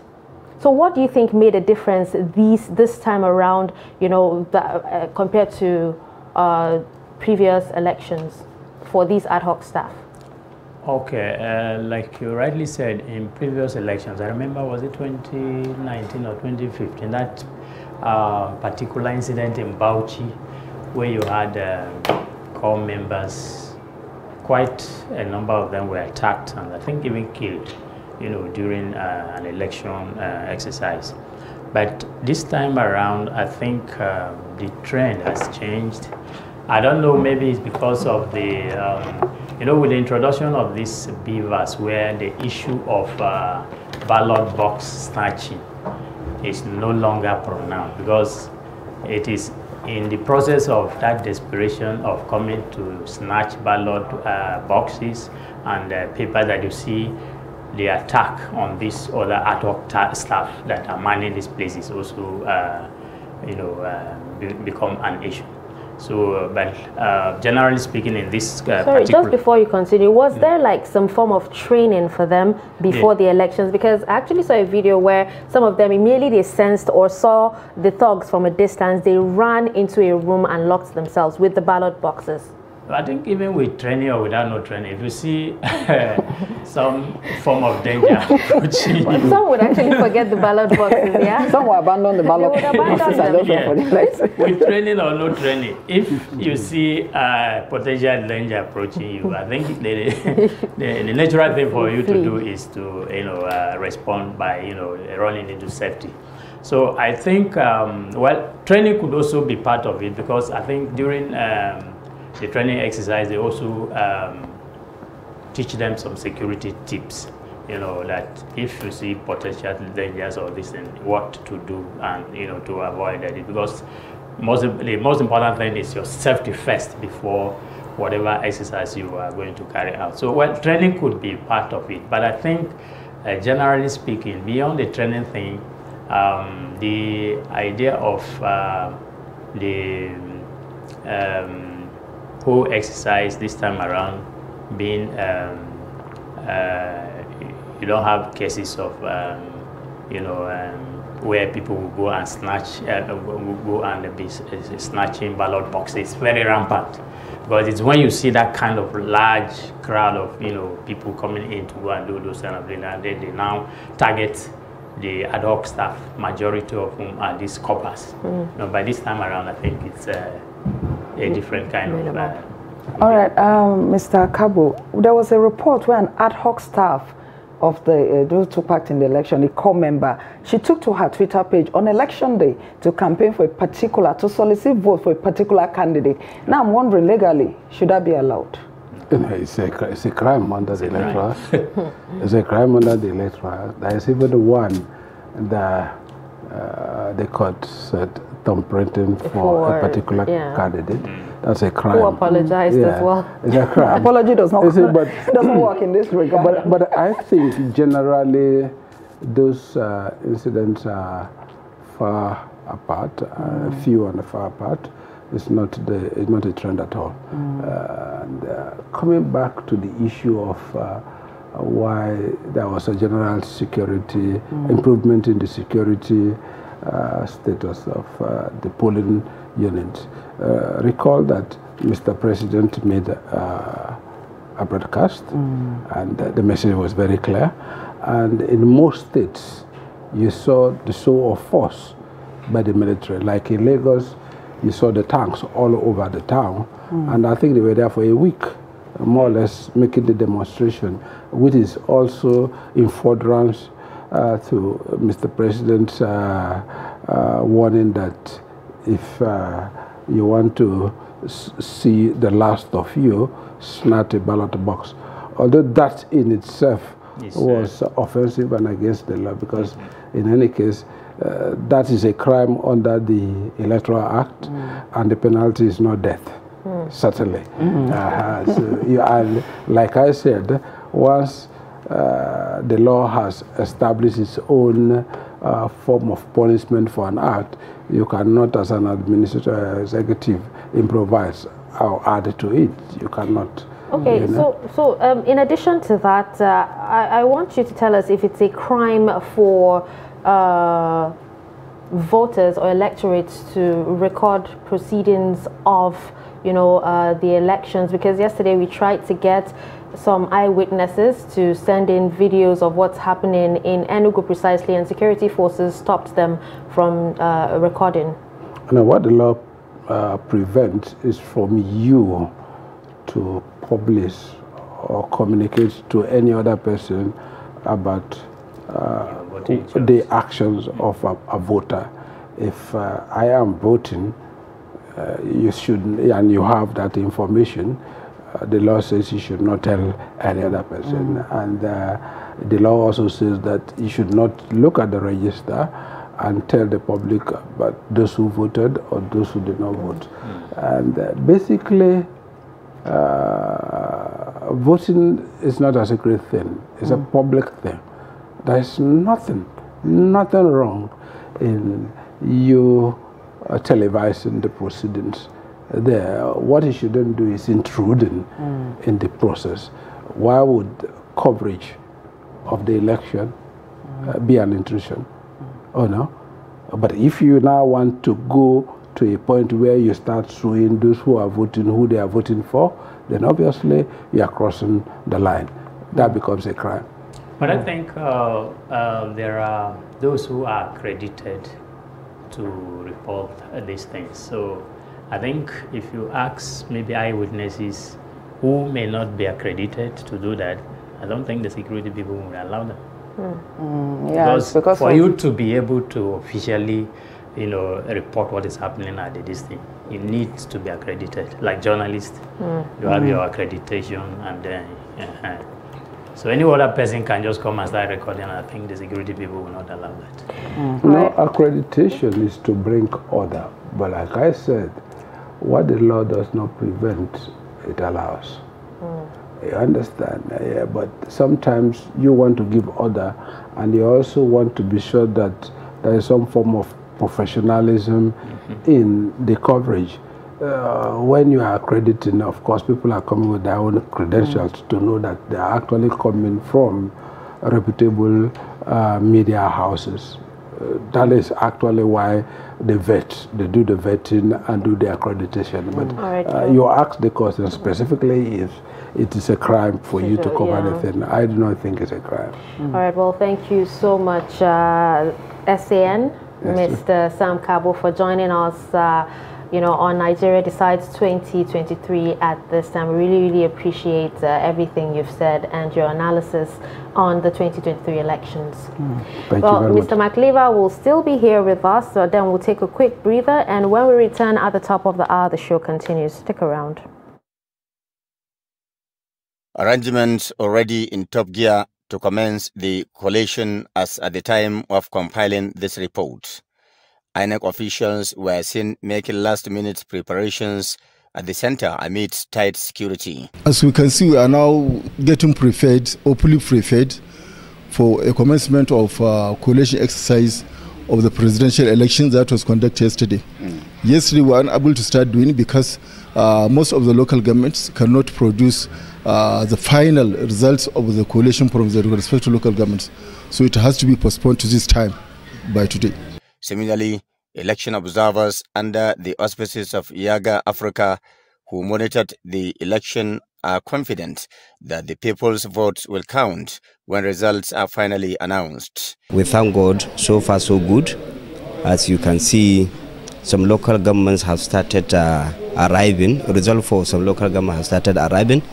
We are waiting for, the officials to sit down so that we can start receiving these election results and the compilation of what has been presented. So we are expecting to see the result from across the 34 LGS of Katsina State, and we are here we are at the polling units to make sure the people's vote were counted, and we are here to see the collation of the result of the votes casted yesterday.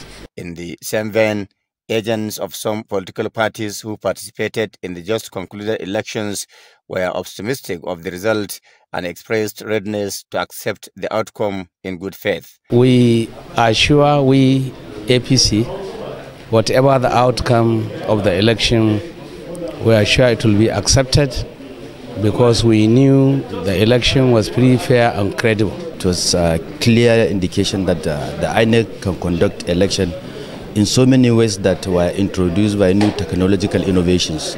And the election is free, fair, and the atmosphere is conducive, and the people are highly oriented on the election, and the election was successful. Many political watchers said last Saturday's elections in the country is a step towards strengthening Nigeria's vibrant democracy, considered largest in Africa. Abdullahi Ismail Ahmadi, Trust Television News, Katsina.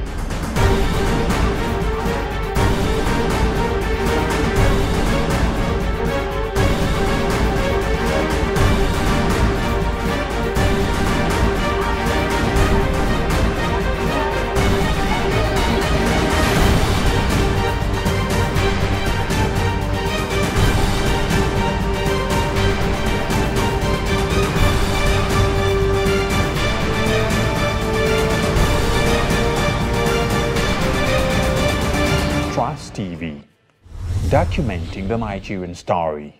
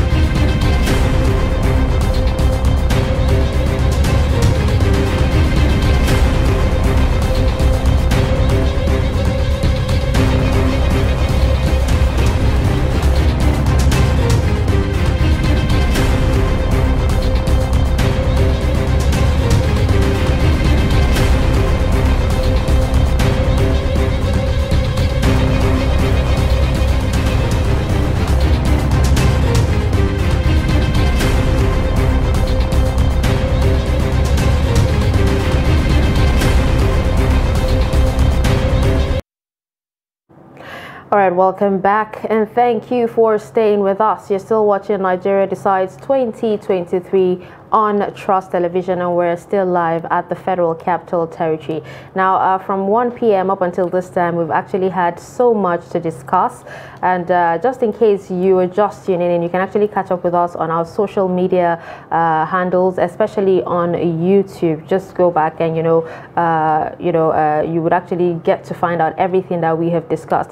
Well, right now in the studio, we still have Mr. Fidelis Makleva in the studio with us. Thank you so much for staying with us, Mr. Fidelis. Thank you. And we have another guest in the studio. She's Dr. Rukaiya Yusuf Aliyu. She's a senior lecturer, Department of Information and Media Studies, Bayero University, Kano. And she's also a team member of Election Analysis Center of the Center for Democracy and Development, and that's the CDD. She's right here in the studio to analyze, the 2023 elections with us as usual. Thank you so much for joining us. Thank you for inviting me. Thank you for being with us. All right, now I'm sure you actually are abreast with the challenges that actually marred this particular 2023 elections, from the violence, from the threats, and also the ballot snatching, and everything that actually came with it. Now, how much do you think these challenges will actually affect the outcome of these elections? Well, thank you very much for inviting me and for this question. I think the challenges we have faced so far, starting with start time of elections, when the violence, even though not everywhere, the threats and other anomalies that really happen. Yes. I think it's looking at the measures that INEC is trying to take, where it has scheduled elections in some places, where it has deployed more security operatives in security challenged areas. I think it might not really affect the outcome of the election in terms of numbers. Okay. Maybe in terms of prolonging the process, that might be the case. But in terms of numbers, I doubt, because if truly the mechanisms put in place are going to really be effective, I don't think the numbers should be affected, but the process itself. All right. How would you rate the turnout of voters, especially your gender? How will you rate the turnout of women in this election? Well, even though I don't have any statistics to show that this is the rate at which women have turned out for the election, I would say that it's impressive, because from what we could see, obviously, women turned out, pregnant women, women with babies, old women, and what have you, all turned out for the elections, and I think that's impressive. And more interesting is the way, even at community levels, at polling units, people organize themselves in such a way that the women that were pregnant could go first, old women go first, or old people in general go first before others. So I think that is a sign of commitment to the democratic process. All right, but outside the turnout of the women during the elections, the participation is not anything to write home about, wouldn't you say? Participation of women seeking elective positions, especially in this cycle of elections. Yes, there is no doubt about that. We are still at the margins because the percentage is very, very low. From what we had, we've been advocating for more women to participate in elections, but there has been challenges. But I believe these are challenges that we could overcome with time. But let's not forget that while we are talking about women participation in politics, that is at let's say a high level, there are women that are at the age of the margins who are still struggling with the issue of even getting the permission to go and register, to go and vote, and to also contain other challenges and issues that they are being faced because of the patriarchal nature of our society.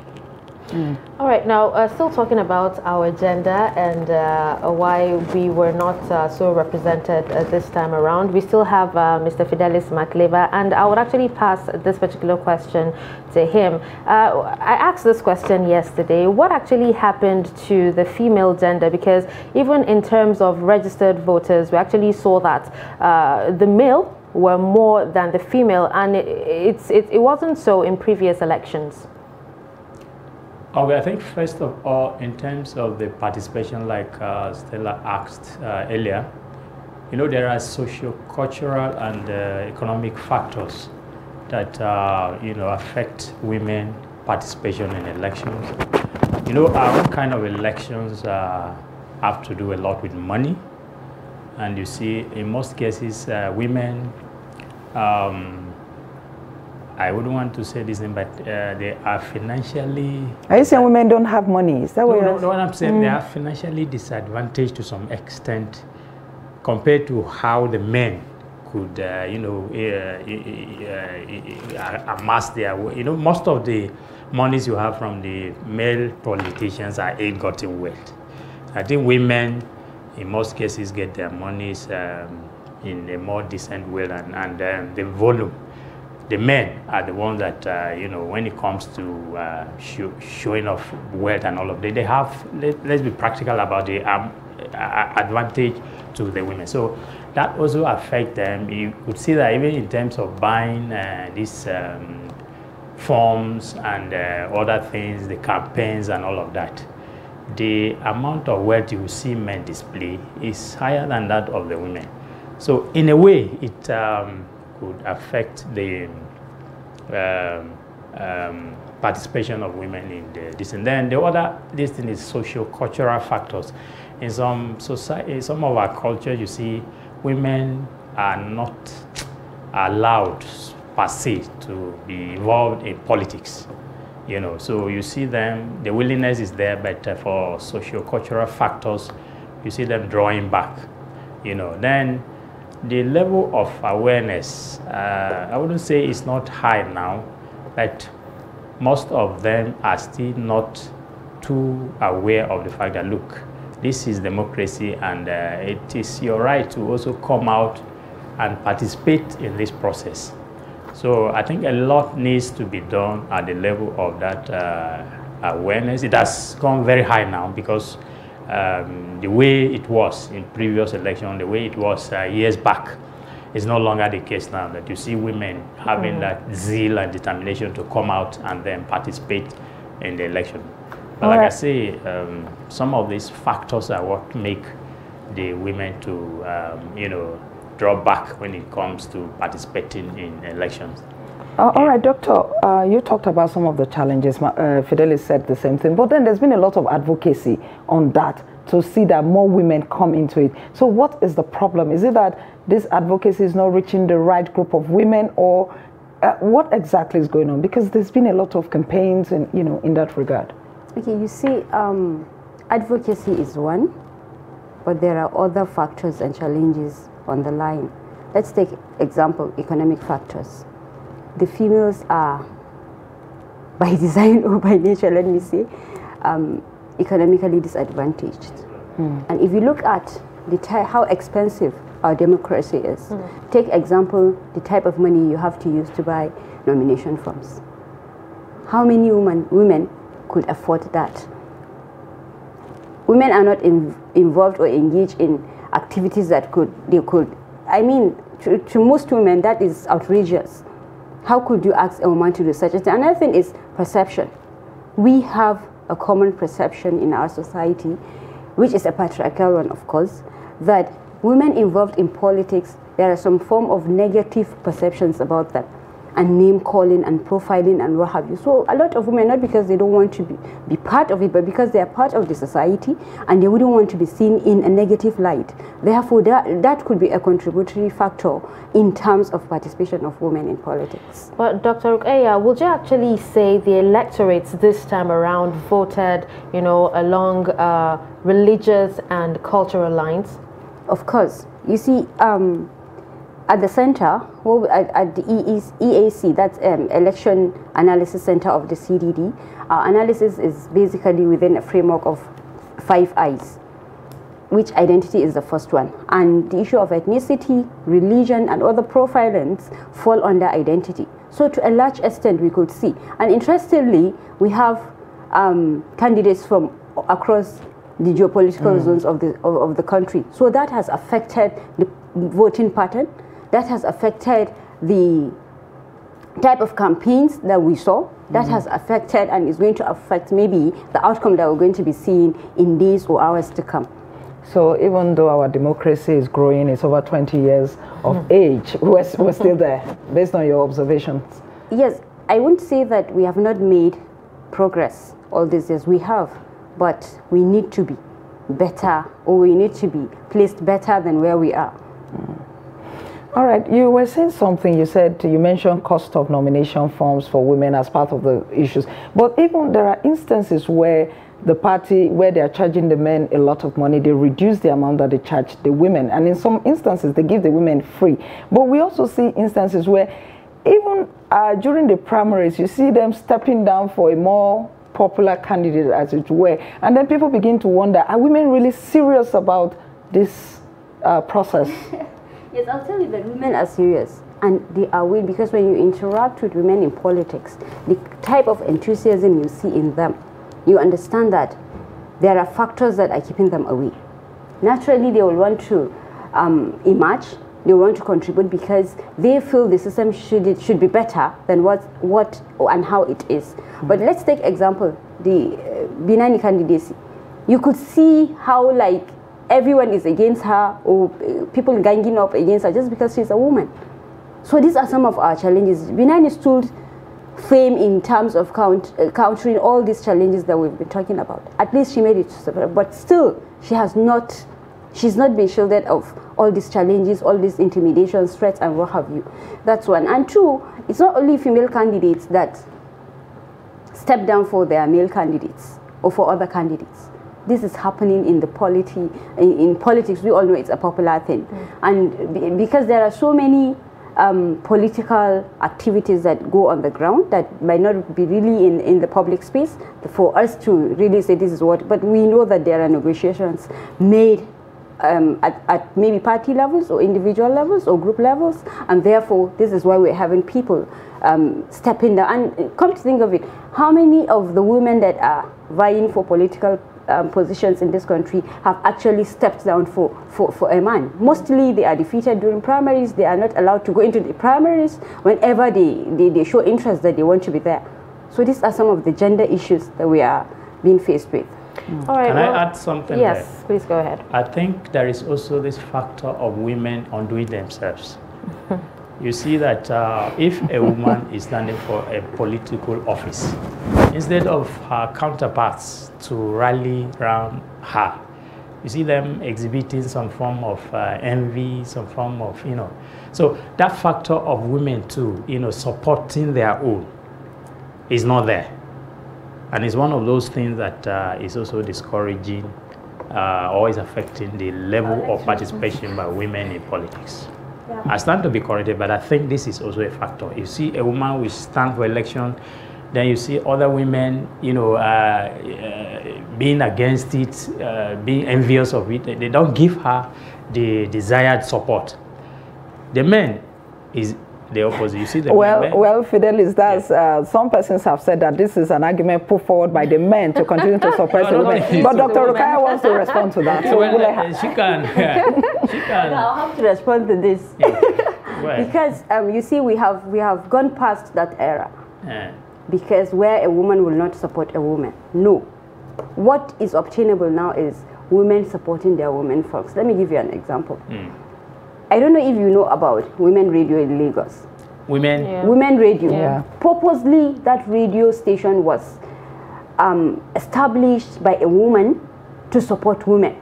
And she has been doing a lot in terms of not just empowerment in so many forms, not just politically, economically and otherwise.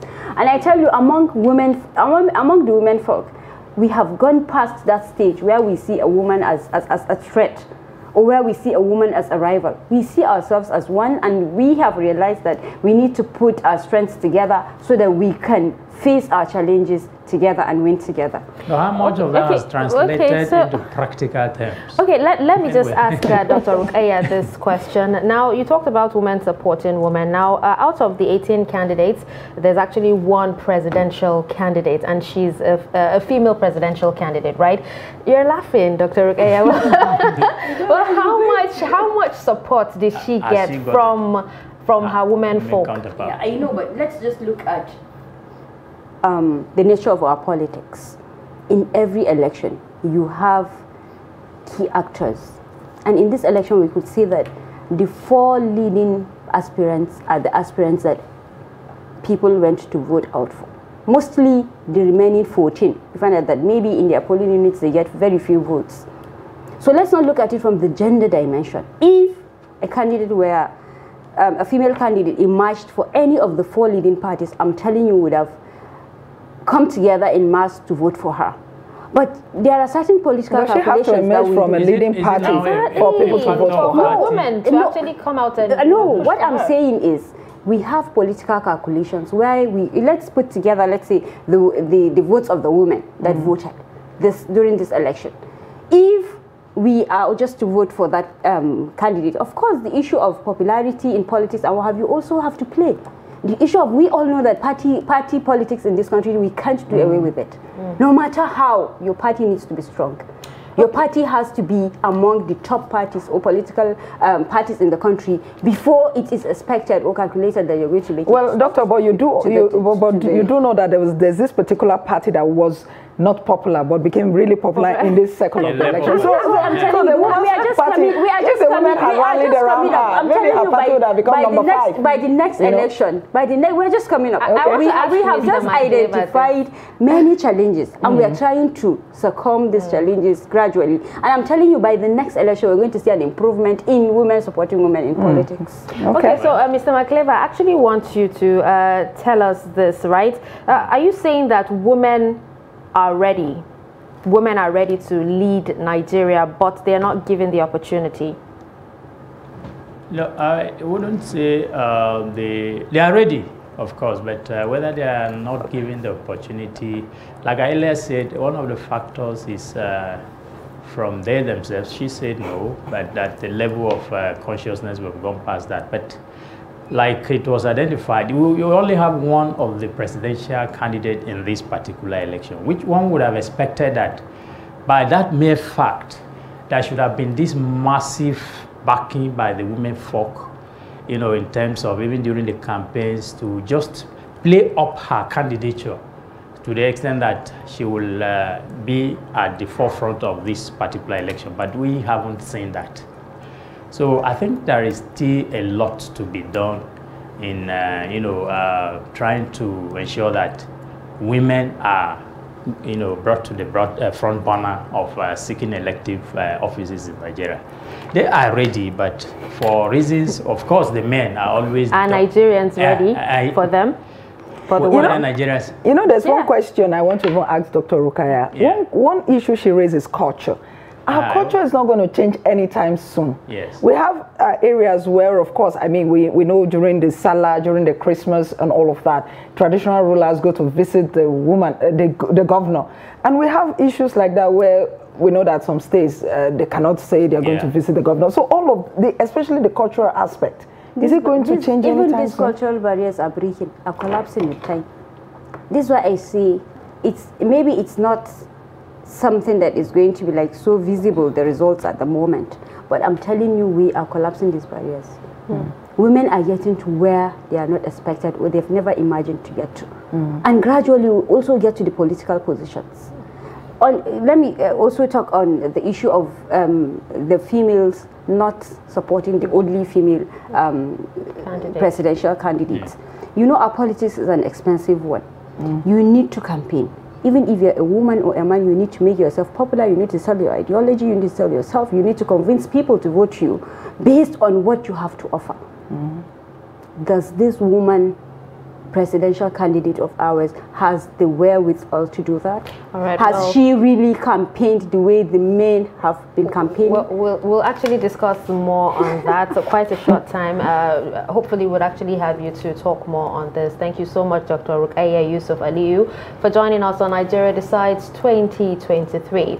Well, she's a senior lecturer at Department of Information and Media Studies, Bayero University, Kano, and also a team member, Election Analysis Center of Center for Democracy and Development. And with this, we'll join Kano Coalition Center, and I think our correspondent is actually standing by.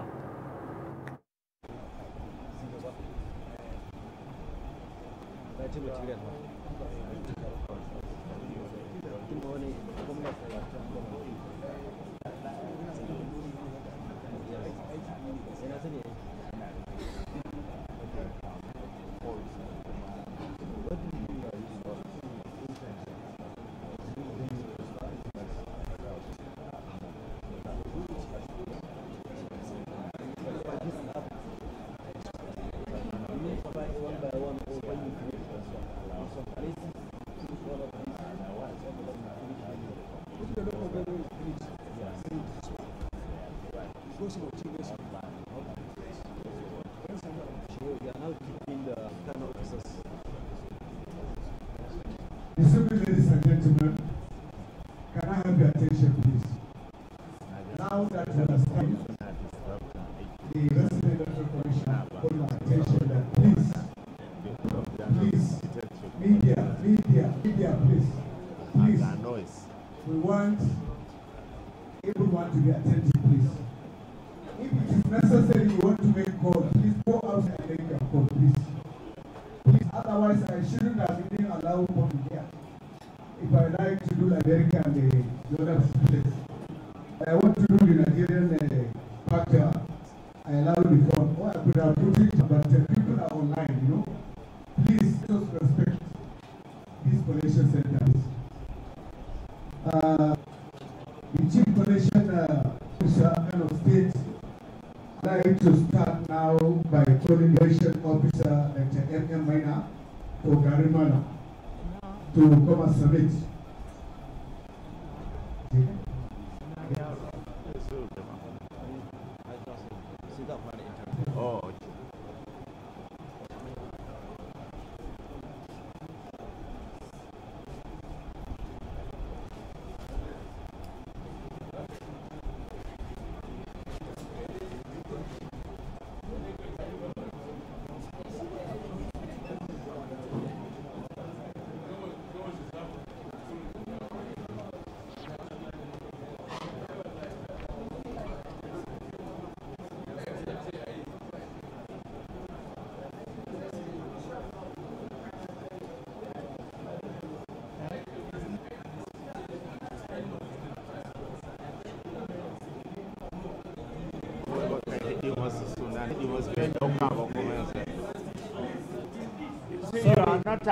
I mentioned his name.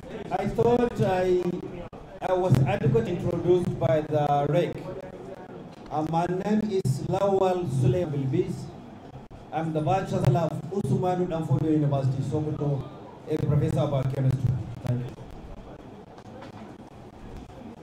Thank you very much, State Collection Officer. I'm here. My name is Dr. Mohamed Maina from Bayero University, Kano. I'm here to present the results.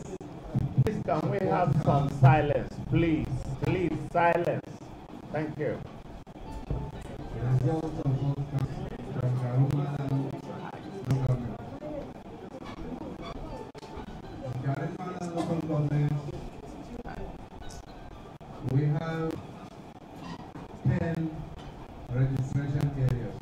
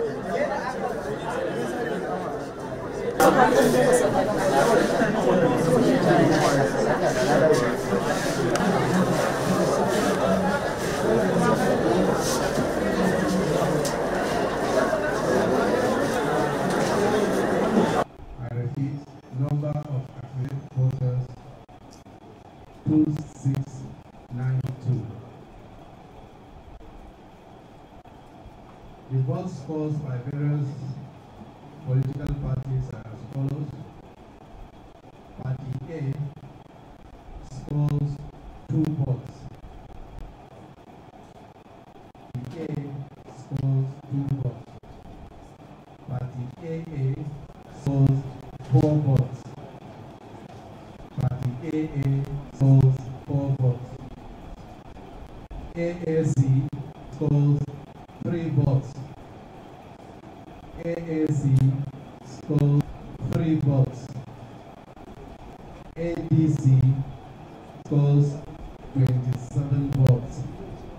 ADC scores 27 votes. ADP scores 54 votes. ADP scores 54 votes. APC scores 8642 votes. APC scores 8642 votes. APGA ABGA scores 19. APGA ABGA scores 19. APM scores 28 votes. APM scores 28 votes. APP scores 5 votes.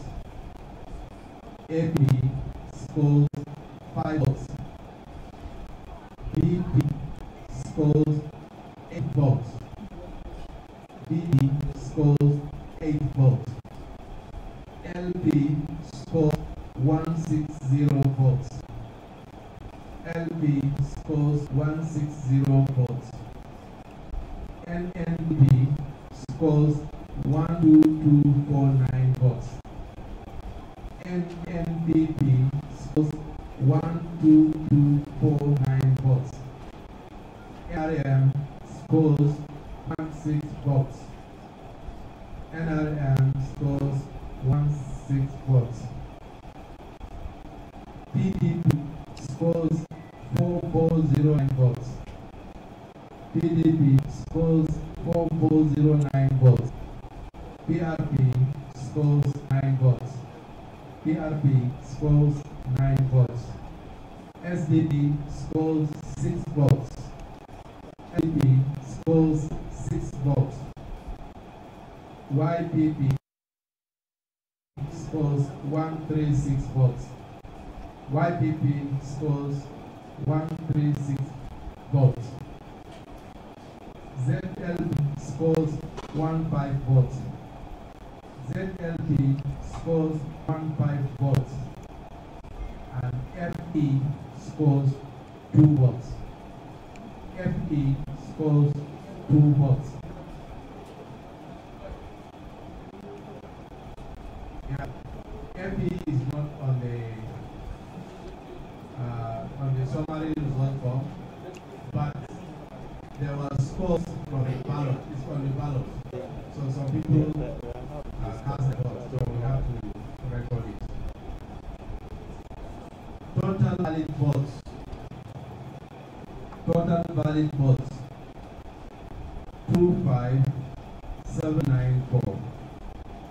Total valid votes 25794. Rejected votes 784. Rejected votes 784. Total vote cast 26578. Total vote cast 26578.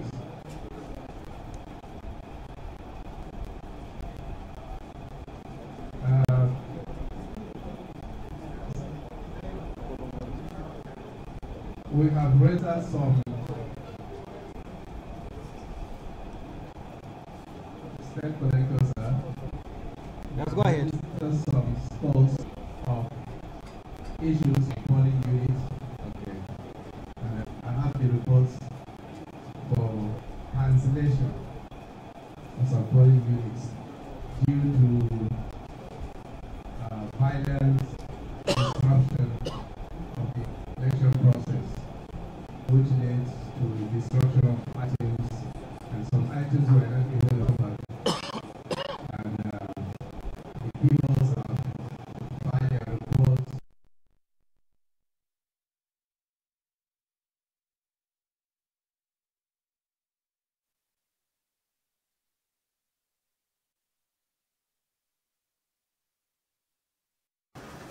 Are the tables turning?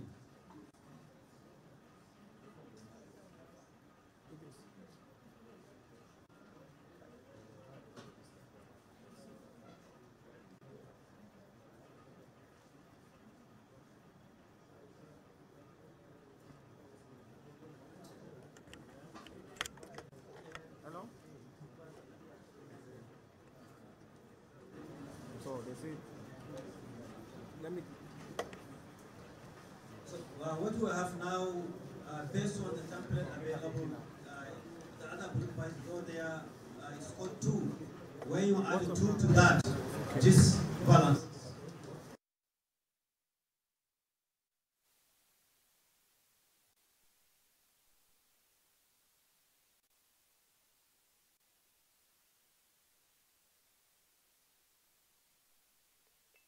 Officer and operations.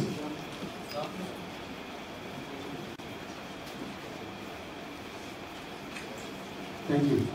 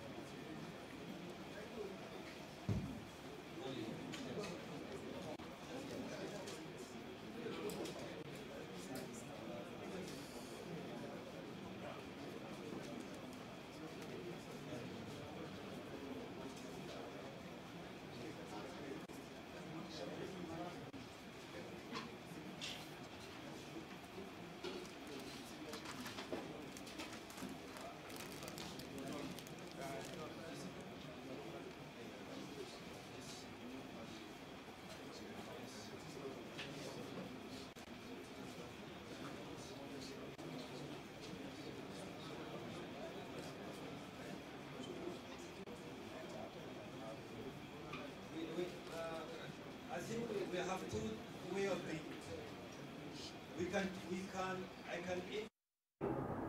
All right, welcome back to Nigeria Decides, reaching you live from the nation's capital on Trust Television. Before we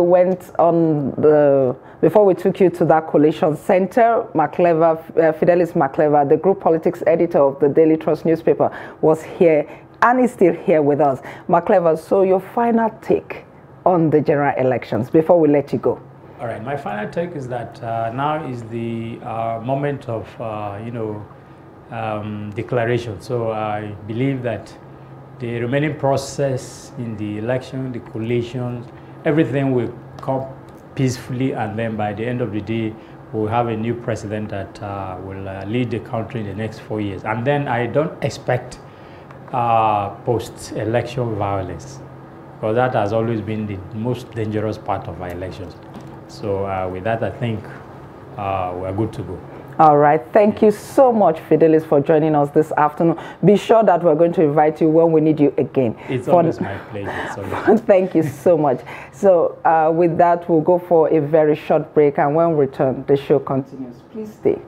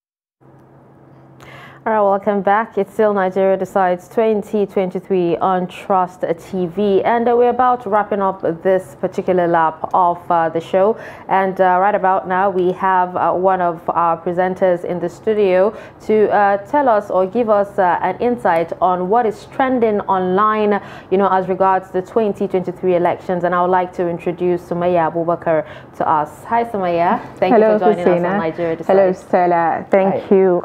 Nigeria are really deciding on matters, and yes, of course, we're not going to leave out the social media, you know, what's trending, because youths are angry while some are really excited about the upcoming, you know, collation of the results. So a lot of celebrities went out to cast their votes in numbers. We have celebrities like Fowls, we have Bovi, and a lot actually showed their, shall I say, solidarity. Chioma Akpota coming out and encouraging the youth, you know, to go out and cast their votes.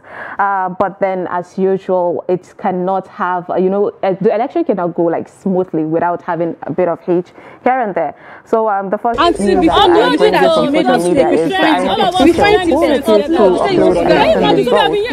a polling unit in Ilepeju area of Lagos. This is allegedly was reported that she insisted on not uploading before saying that she wants to do the upload at the police station, and also she went on to reveal that having had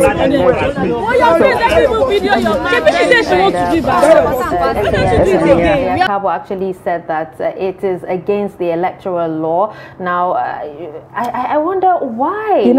Husseina, the truth of the matter is that, I mean, this video is on social media and all of that, but we don't really know the exact reason for which she did not upload. Yeah, I mean, she said her boss asked her not to upload. But you know, like the SAN said, he said maybe there were technical issues that she didn't want to talk about. So, I mean, who really knows exactly what the only could have happened? technical issue that would actually allow her not to want to upload is the fact that probably the internet access is bad. And yes, she had said it. I don't think there's anything wrong with I wonder why she didn't just go straight and say that. That way you would see, you know, the reaction of what people are saying, especially the people that made the video.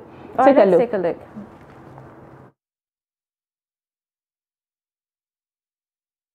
Fix your issue. Police are going to treat them up. Upload results. No. I'm not going to leave. Let them results. Let's record them very well. Can I sit down? Auntie, before now, you said that you made mistake. We should find it. We find it first. Upload. You say you want to go. Can you imagine? So we have been here. The police station. We have been before 12. We are still here. No violence here. Upload. No, you have been stressing us. Upload results. Upload the results, man. Find ourselves like this. Don't go. You have to respond. Oh, your face, let me video your man. She said she wants to do it back. Why don't you do it again? We have fixed your issue. Police are going to treat them up. Upload results. No. I'm not going to leave. Let them results. Let's record them very well. Can I sit down? Upload the results. Now that look like, you know, the youths or the people that are going out to vote are actually fighting for their right, and it's really amazing to see situations like that. But before we discuss that, I have another story that line up with that one. It says Apapa, you know, a polling unit in Apapa, Lagos, INEC officials accused of also manipulating election results, allegedly. Yes, and I have a video to back that one off as well. Here are not the results we had at the polling units. And he needs to stop what he's doing, because he's now entering everything into the master sheet for the beavers. Yes. Gbogbo nǹkan tẹ́ ń ṣe yìí sí, ó ti wà invalid already. Now, lórí beavers, and then gbogbo result tó enter. Seems like he doesn't even care whatever they actually say. Of course, a lot of things, you know, people are really saying that there's been a lot of electoral, you know, manipulations going on social media, and people are really angry. So just people are talking. Go ahead. Let me actually ask Stella this question. Now, there seems to be a lot of reports from, you know, electorate saying that it seems the INEC officials and the INEC officials and some security personnel are actually in cahoots in trying to disenfranchise, you know, Nigerians. You know, could that be what actually happened, you know, for that first video, the lady to say she wants to go and upload the results in the police station? The thing is, we can't really say exactly what happened. I stand by that. We can't say exactly what happened. It's the good thing is that these things are captured on video. For instance, the second person who was alleged to be, you know, committing some malpractice, the thing is captured on video. So I expect that INEC would look into it. You know, funny enough, I actually have someone on my contact, and I saw her manipulating these results yesterday. I will not say, you know, and do you know what she wrote? What? She was like, no apologies. Did she post that on social media? The most interesting thing for me, I would say, is the fact that there is social media and people can take videos and let people know the exact polling unit that things like this are happening. Yes, that way the INEC could back up. INEC can actually pick that person up, because INEC was the one who hired all of these people anyway. So I think INEC can go after them too. All right, so what's next, Sumaya? Okay, so the next one, we've got thugs who attack polling unit of actress Chioma Akpota at Ikota Primary School now in Lagos. I saw Hussein laughing. You know, her reaction was, it's something that you're supposed to, you know, empathize or sympathize with her, but then instead her reaction got a lot of people cracking up. There's this emotion, you know, coming deep from someone's heart who is really angry, like, I know I voted and my vote should count. You know, another thing, Sumaya, is the fact that I saw lots of Nigerians, actresses who had relocated from the country who came back to vote. Choma, for instance, lives in Canada right now, but he came back to vote. He's not entering everything into the master sheet. I don't know for the people. Ogoni as well.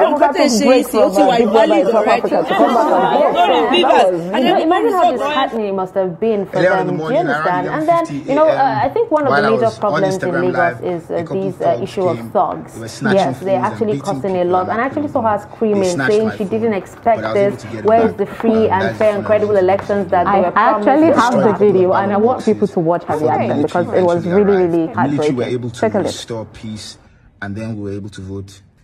I just have a question. Maybe they say structure. Yes, the thing he's doing is wrong because we are seeing the results here and not the results we had at the polling units. And he needs to stop what he's doing because he's not entering everything into the master sheet for the beavers. Yes. Google Nkote Sheisi, Oti were invalid already. Now, not in beavers. And then Google result don't enter.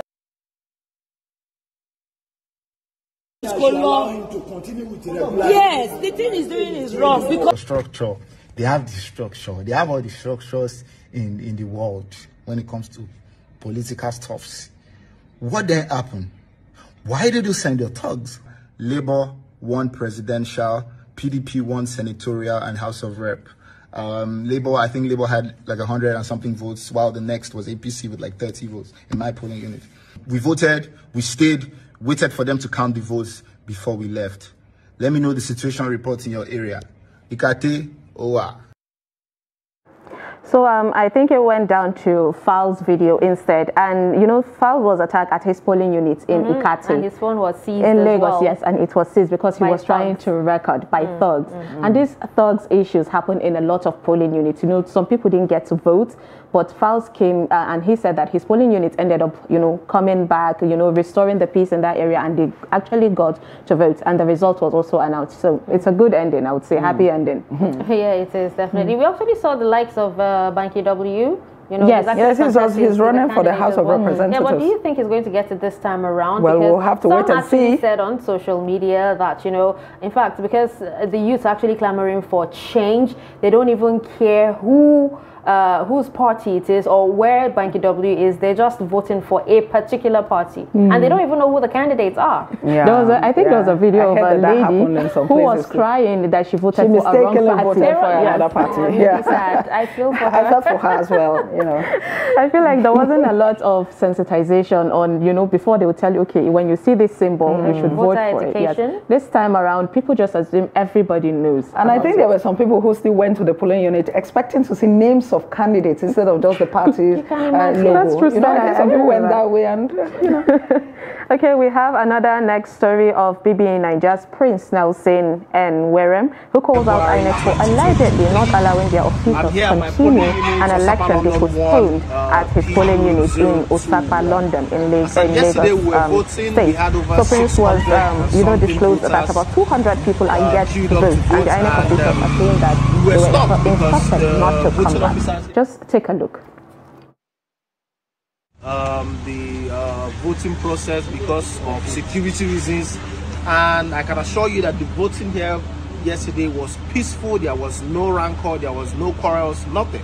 They stopped us and said, oh, let us count and upload that, and that the order is that they will be here back tomorrow between the hours of 8 to 12 to continue and finish the voting. We tried to negotiate with them. We told them we'll stay with them. If they are worried about their safety, we will stay. We were over 600 people here yesterday, so I don't know what was going to disrupt the voting. You know, but they assured us that they will be back. And we stopped around number 400 or something. Yes. We counted the votes yesterday, and they uploaded offline because according to them, they could not log in and upload. Today we've been here since 8 a.m. This is 11:12, and we just got a call from the voting officer here saying that they have been instructed not to come back here to continue the voting because of the fact that they transmitted the votes, so that the order to come back to any polling unit does not include us anymore. So as you can see, guys, over 200 people have been disenfranchised because of this. No, truly it is a really sad situation on that part. The fact that they're still waiting as of today, and they told them that there was not going to be any election. What's your take on that? It actually depends on the information that, INEC, the staff actually, gave to them. If they told them that a lot of people came out to vote, voting was actually happened, and they uploaded, the results, then I don't think they would be given the go-ahead to re-vote again. So, but then we would actually, reach out to INEC so that they can respond to this particular claim. And I also believe that INEC has seen this video because it's gone viral. So INEC should be able to say something about it. If they can give other polling units or constituencies to actually vote again. It may be a peculiar situation that nobody really knows exactly what happened. Okay. All right. Yes, indeed. All right. So let's just wait for the INEC to speak on this before we jump into conclusions. Sumaya? All right, so the last video that we have, is the CP addressing underage voting crisis that has been going on in this country, where a lot of people are getting all angry, about what's really happening. And people are actually pushing on the fact that the northern region are more, when it comes to this underage. And so the CP of Kano actually addressed the issue, and I'm giving the side of the video the deployment we have is very good. We have a good number of men drawn from not only the police but other security services. They are all here doing their work diligently.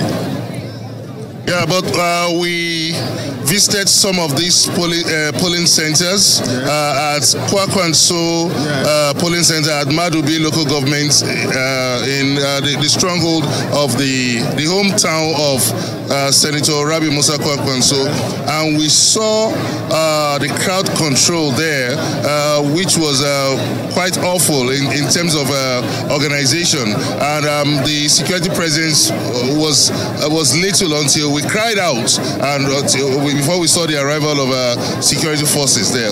Could you explain what actually? Yes, the point you were quite outside. The policemen were doing their duty inside. They were protecting the materials for the election. They couldn't have left them to just be going about outside. In fact, that team was led by an SPO. They were there about 14 of them were there with one SPO. So police presence was good there, and they were doing the duty we sent them to do. Yeah, we saw the massive presence of minors, children, obviously, from their look, indiscriminately unchecked at various polling centers. Couldn't this have been better organized to prevent minors from penetrating, from being part of this voting exercise? It is very difficult to determine by mere appearance who is a minor or not. Most of the ones you are seeing, maybe they are genetic, their growth rate might be impaired. So I don't know. All those that you see voting, they are those that have been. So the CP said that when you see the youths, they actually look like they are older. So it's genetic. It has nothing. It's something that he said that they cannot actually know, the actual, should I say, age of a person just by looking at that person. I know, yes, we actually had a guest there who shares the same views. He said you can't just see someone and say, oh, this person is underage. You need to prove it in court as well. And if you don't have the person's birth certificate, you really can't say. Of course. All right, thank you so much, Sumaya, for bringing these trending stories online to us on Nigeria Decides. It was quite an interesting one. Indeed, it was. Thank you, Hussein and Stella. All right, so with this, we've wrapped up this lap of Nigeria Decides 2023. Stay tuned for the news update coming up next. I am Dasha and Husseina Usman. Thank you so much for joining us. Thank you for spending this part of the day with us. Nigeria Decide will come after the news update. My name is Stella Iyaji.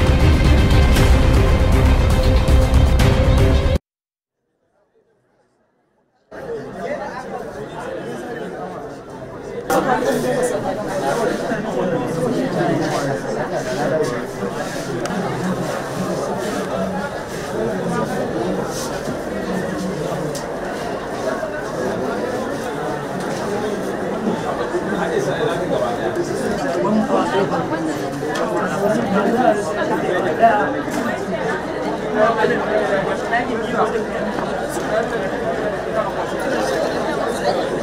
you.